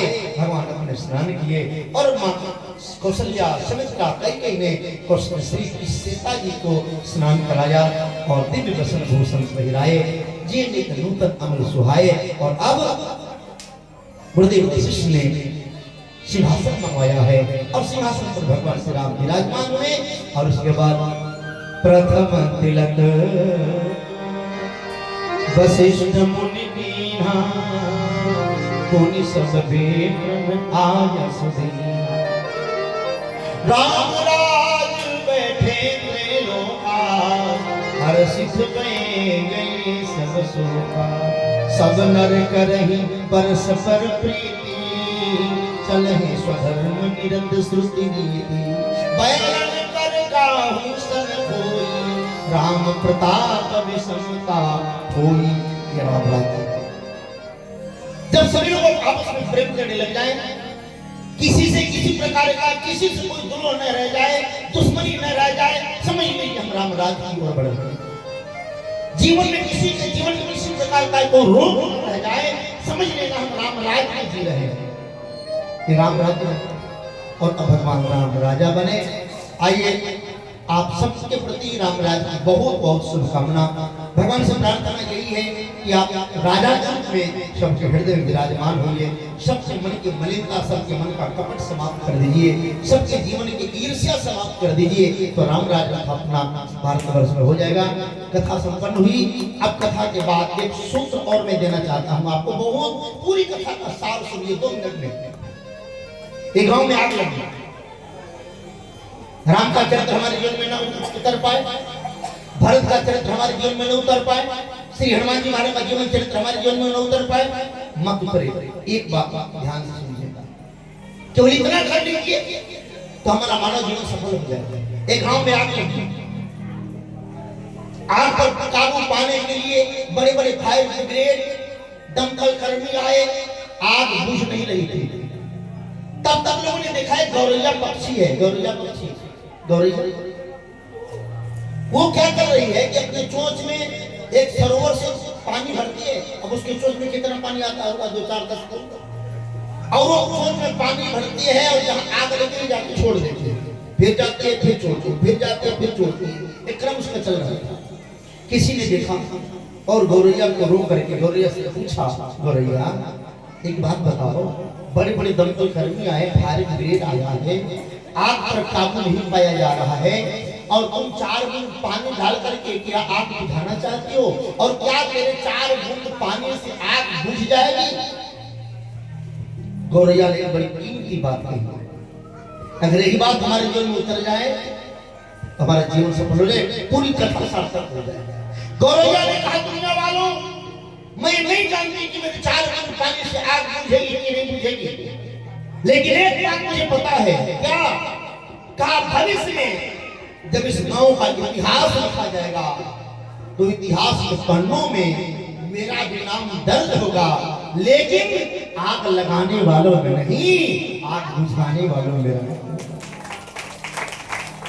बस जीवन में हम इतना कर ले कि हमारा भी नाम आग लगाने वालों में नहीं, आग बुझाने वालों में हो। लगा सको तो बाग लगाओ, आग लगाना मत सीखो। जला सको तो दीप जलाओ, दिल जलाना मत सीखो। इन्हीं सारी सद्भावनाओं के साथ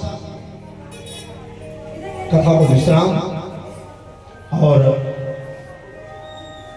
आयोजन समिति के तमाम जो मेंबरान हैं, सबके प्रति बहुत बहुत शुभकामना। हमारे भैया त्रिपुरारी जी के प्रति बहुत बहुत आशीर्वाद, और विशेष रूप से देखिए सब कुछ हो जाए, बड़ा आयोजन हो, बड़ा पंडाल हो, सब कुछ हो, और श्रोता ही नहीं आने तक उसको जब तक सुनाया गया था, तो सबसे ज्यादा शुभकामना आपको मैं दे रहा हूँ।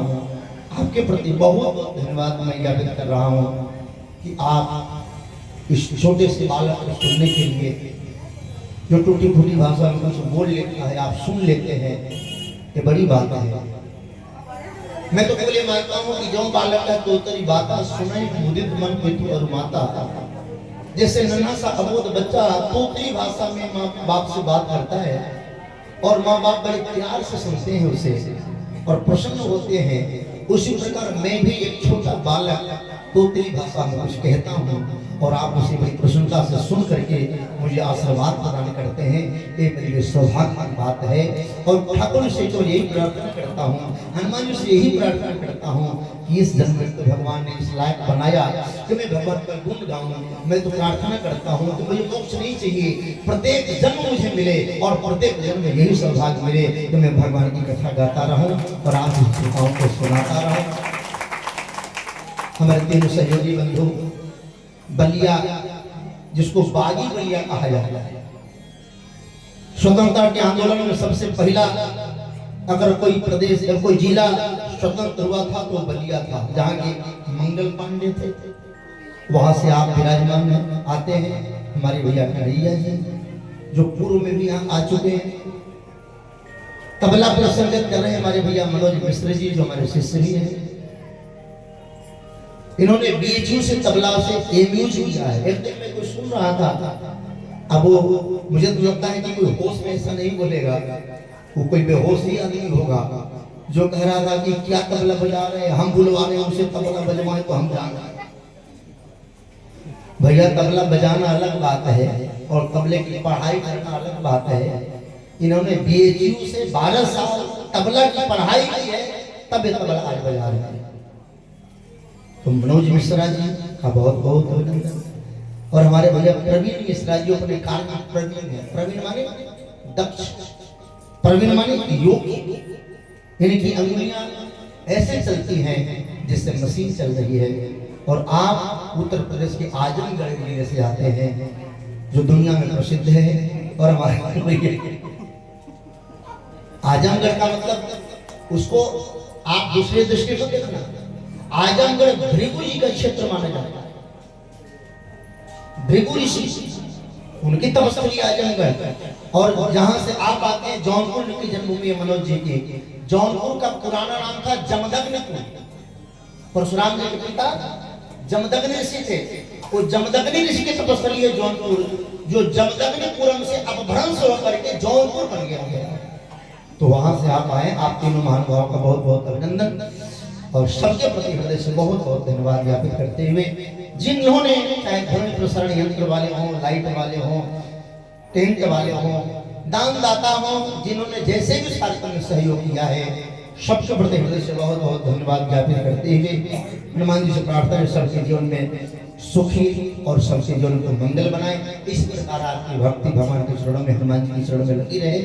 आइए दोबारा नाम संकीर्तन, उसके बाद अब कथा जब पूरी हो ही गई है, जाते जाते एक छोटा सा भजन भी हो जाए, है ना। उसके बाद आरती, चूंकि आज की कथा में भजन हो ही नहीं पाया, केवल कथा ऐसा प्रसंग ही हो गया कि भजन का मौका नहीं लगा, तो एक भजन गाऊंगा मैं। अच्छा, वो भजन वही कीर्तन हो जाए, सीधे भजन से होते हैं। अयोध्या राम जी की प्यारी रजधानी लागे, रजधानी लागे, मोहे मीठो मीठो सरजू जी को पानी लागे। अयोध्या राम जी की प्यारी रजधानी लागे, रजधानी लागे, मोहे मीठो मीठो सरजू जी को पानी लागे। धन कौशिला धन गए धन सुमित्रा मैया, धन कौशिला धन गए धन सुमित्रा मैया। धन भोग दशरथ जी के अनन खेले चारों भैया, धन भोग दशरथ जी के अनन खेले चारों भैया, हाँ खेले चारों भैया। मीठी टोकरी रसी प्रभु के माने लागे, प्रभु के माने लागे, मोहे मीठो सरजू जी को पानी लागे। अयोध्या राम जी की प्यारी राजधानी लागे, राजधानी लागे, मोहे मीठो मीठो सरजू जी को पानी लागे।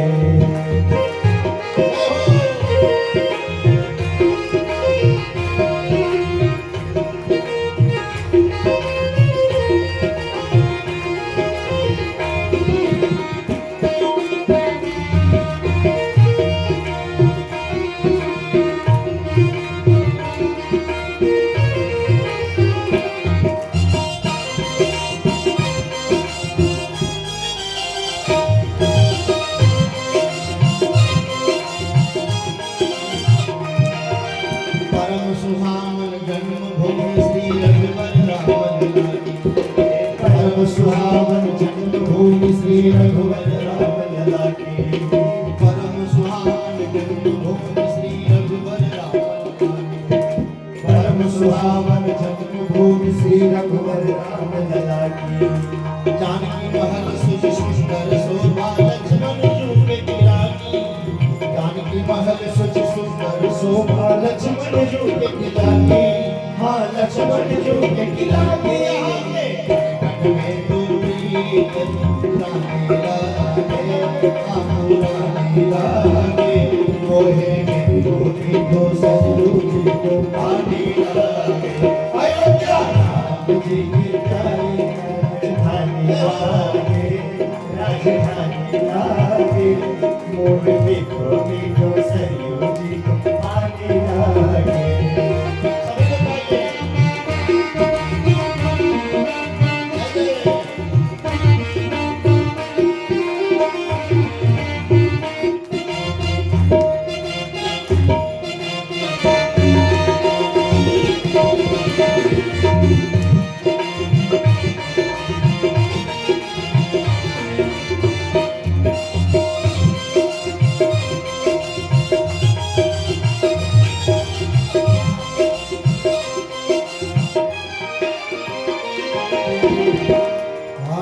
छोटी छावनी रंग महल हनुमान गढ़ियत सुंदर, छोटी छावनी रंग महल हनुमान गढ़ियत सुंदर, छोटी छावनी रंग महल हनुमान गढ़ियत सुंदर, छोटी छावनी रंग महल हनुमान गढ़ियत सुंदर।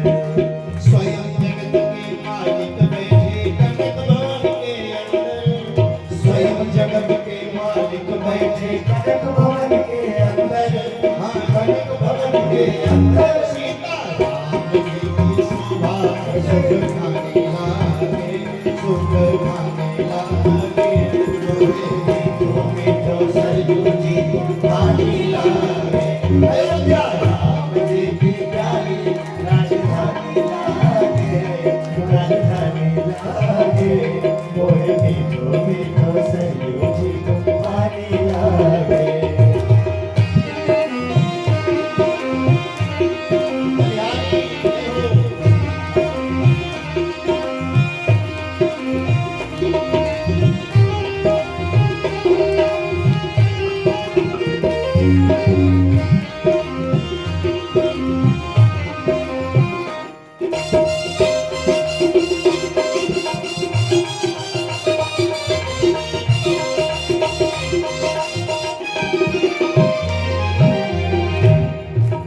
जय सिया राम दंडवत भैया मधुरी पानी बोले।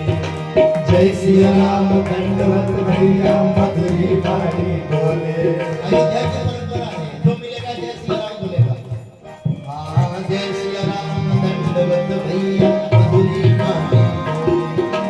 जय सिया राम दंडवत भैया मधुरी वाणी बोले। करे कीर्तन संत मगन मन गली गली में बोले। करे कीर्तन संत मगन मन गली गली में डोले। हाँ गली गली में डोले। सीता राम नाम गुण प्यारे मस्ताने लागे, हो मस्ताने लागे। मोहे मीठो मीठो सरयू जी को पानी लागे, अयोध्या मीठो मीठो सरयू जी को पानी लागे। अयोध्या राम जी की प्यारी राजधानी लागे, राजधानी लागे। मोहे मीठो मीठो सरयू जी को पानी लागे, मोहे मीठो मीठो सरयू जी को पानी लागे।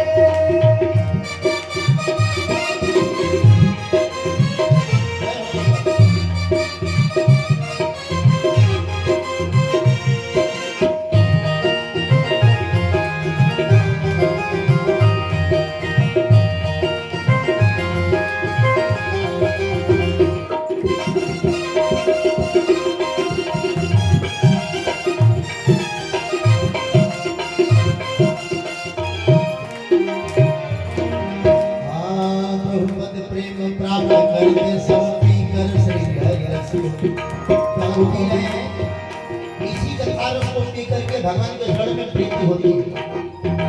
प्रभुपद प्रेम प्राप्त करते सब पीकर श्री हरि रस को। प्रभुपद प्रेम प्राप्त करते सब पीकर श्री हरि रस को। धन राजेश रहे नित्य निर्भय भीकर कहो क्या उसको। धन राजेश रहे नित्य निर्भय भीकर कहो क्या उसको।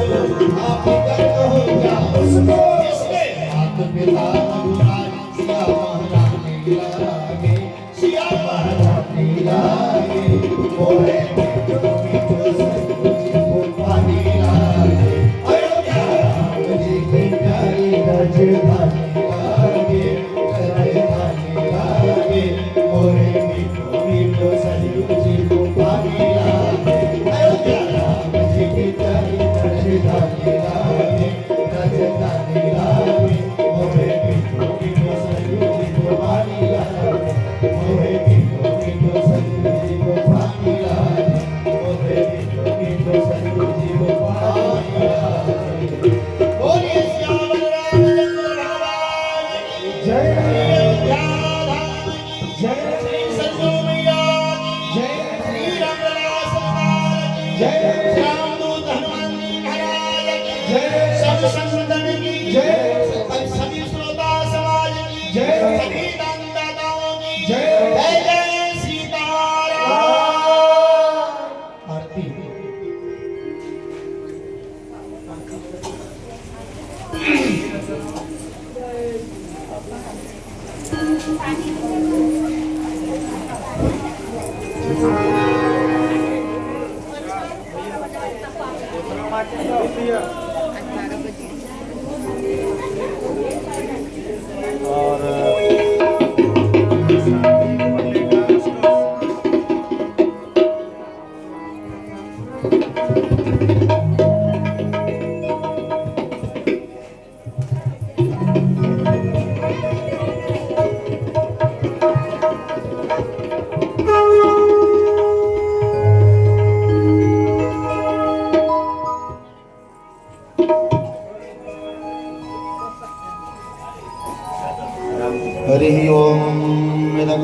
अस्माभिः प्रजन्यमये सवीरं सत्वगुणं सुतये आत्मसनि प्रजा सनि वसु सनि लोक सन्यभय सनि हे अग्ने प्रजा बहुलां मे करोत्पन्नं पयोरे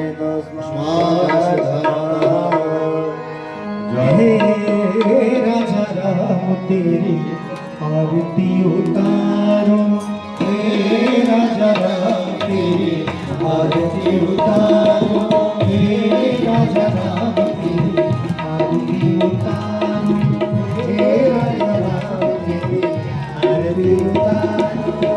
आरती उतारो तो पे तन मन मारो, आरती उतारो तो पे तन मन मारो, हे राजा राम तेरी आरती उतारो, हे राजा राम तेरी आरती उतारो। कनक सिंहासन राजत जोरी, कनक सिंहासन राजत जोरी, दशरथ नंदन जनक किशोरी, दशरथ नंदन जनक किशोरी। छिन छिन पलया बलिहारो, छिन छिन पलया बलिहारो, हे राजा राम तेरी आरती उतारो, हे राजा राम तेरी आरती उतारो। चरणों से निकली गंगा प्यारी, चरणों से निकली गंगा प्यारी, पावन करती दुनिया सारी, पावन करती दुनिया सारी, वंदन करती दुनिया सारी, वंदन करती दुनिया सारी। हे राजा राम तेरी आरती उतारो, हे राजा राम तेरी आरती उतारो। यह आरती हनुमत मन भावे, यह आरती हनुमत मन भावे। राम कथा निज शिव जी गावे, राम कथा निज शिव जी गावे। जो कोई आपकी आरती गावे, जो कोई आपकी आरती गावे, बस वैकुंठ परम पद पावे, बस वैकुंठ परम पद पावे। आरती उतारो तो पे तन मन मारो, आरती उतारो तो पे तन मन मारो, हे राजा राम तेरे आरती उतारो, हे राजा राम तेरे आरती उतारो, हे राजा राम तेरे आरती उतारो, हे राजा राम तेरे आरती उतारो, हे राजा राम तेरे आरती उतारो, हे राजा राम तेरे आरती उतारो। कर्पूर गौरम करुणावतारम संसार सारम तुझे प्रहारम, सदा वसंतम हृदयारविंदे भवम भवानी सहितं प्रणाम। त्वमेव माता च पिता त्वमेव, त्वमेव बन्धुश्च सखा त्वमेव, त्वमेव विद्याधरं त्वमेव, त्वमेव सर्वं मम देव। हरे राम राम राम हरे हरे, हरे कृष्णा कृष्ण कृष्ण हरे हरे, हरे राम राम हरे हरे, हरे कृष्णा कृष्ण कृष्ण हरे हरे, हरे राम राम हरे हरे, हरे कृष्णा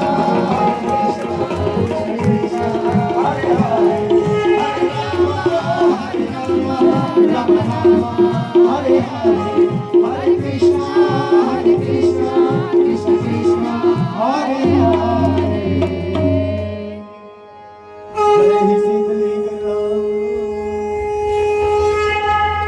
जलैः शीतलीकरणम् ॐ जज्ञेन जतिमय जन्त देवास्तानि धर्माणि प्रथमान्यासन्नत्तेह नाकं महिमानः सजन्त यत्र पूर्वे साध्याः सन्ति देवाः ओम सप्तास्य संपरिधय स्त्रीः सप्तसमिधः कृताः देवाय दिग्यन्तन्वाना अवतन् पुरुखं पशुम् जलैः शीतलीकरणं पुष्पैः देवाभिवंदन। भगवान को फूल से वंदन करिए, आरती चढ़ाइए। बोलिए गणराज की जय, श्री सीताराम जी महाराज की जय, हनुमान जी महाराज की, महावीर बजरंग बली की, श्री रामदूत सरकार की, बाबा विश्वनाथ की, माता पार्वती की जय हो, गंगा मैया की जय हो, अन्नपूर्णा मैया की जय हो, वृंदावन बिहारी लाल की जय हो, अयोध्या धाम की जय हो, अयोध्या नाथ की जय हो, सरयू मैया की जय हो, जनक दुलारी मैया की जय हो, श्री सीताराम जी महाराज की जय हो, श्री रामदूत धाम की जय हो, धर्म की धर्म की, अधर्म का प्राणियों में विश्व का गौ माता की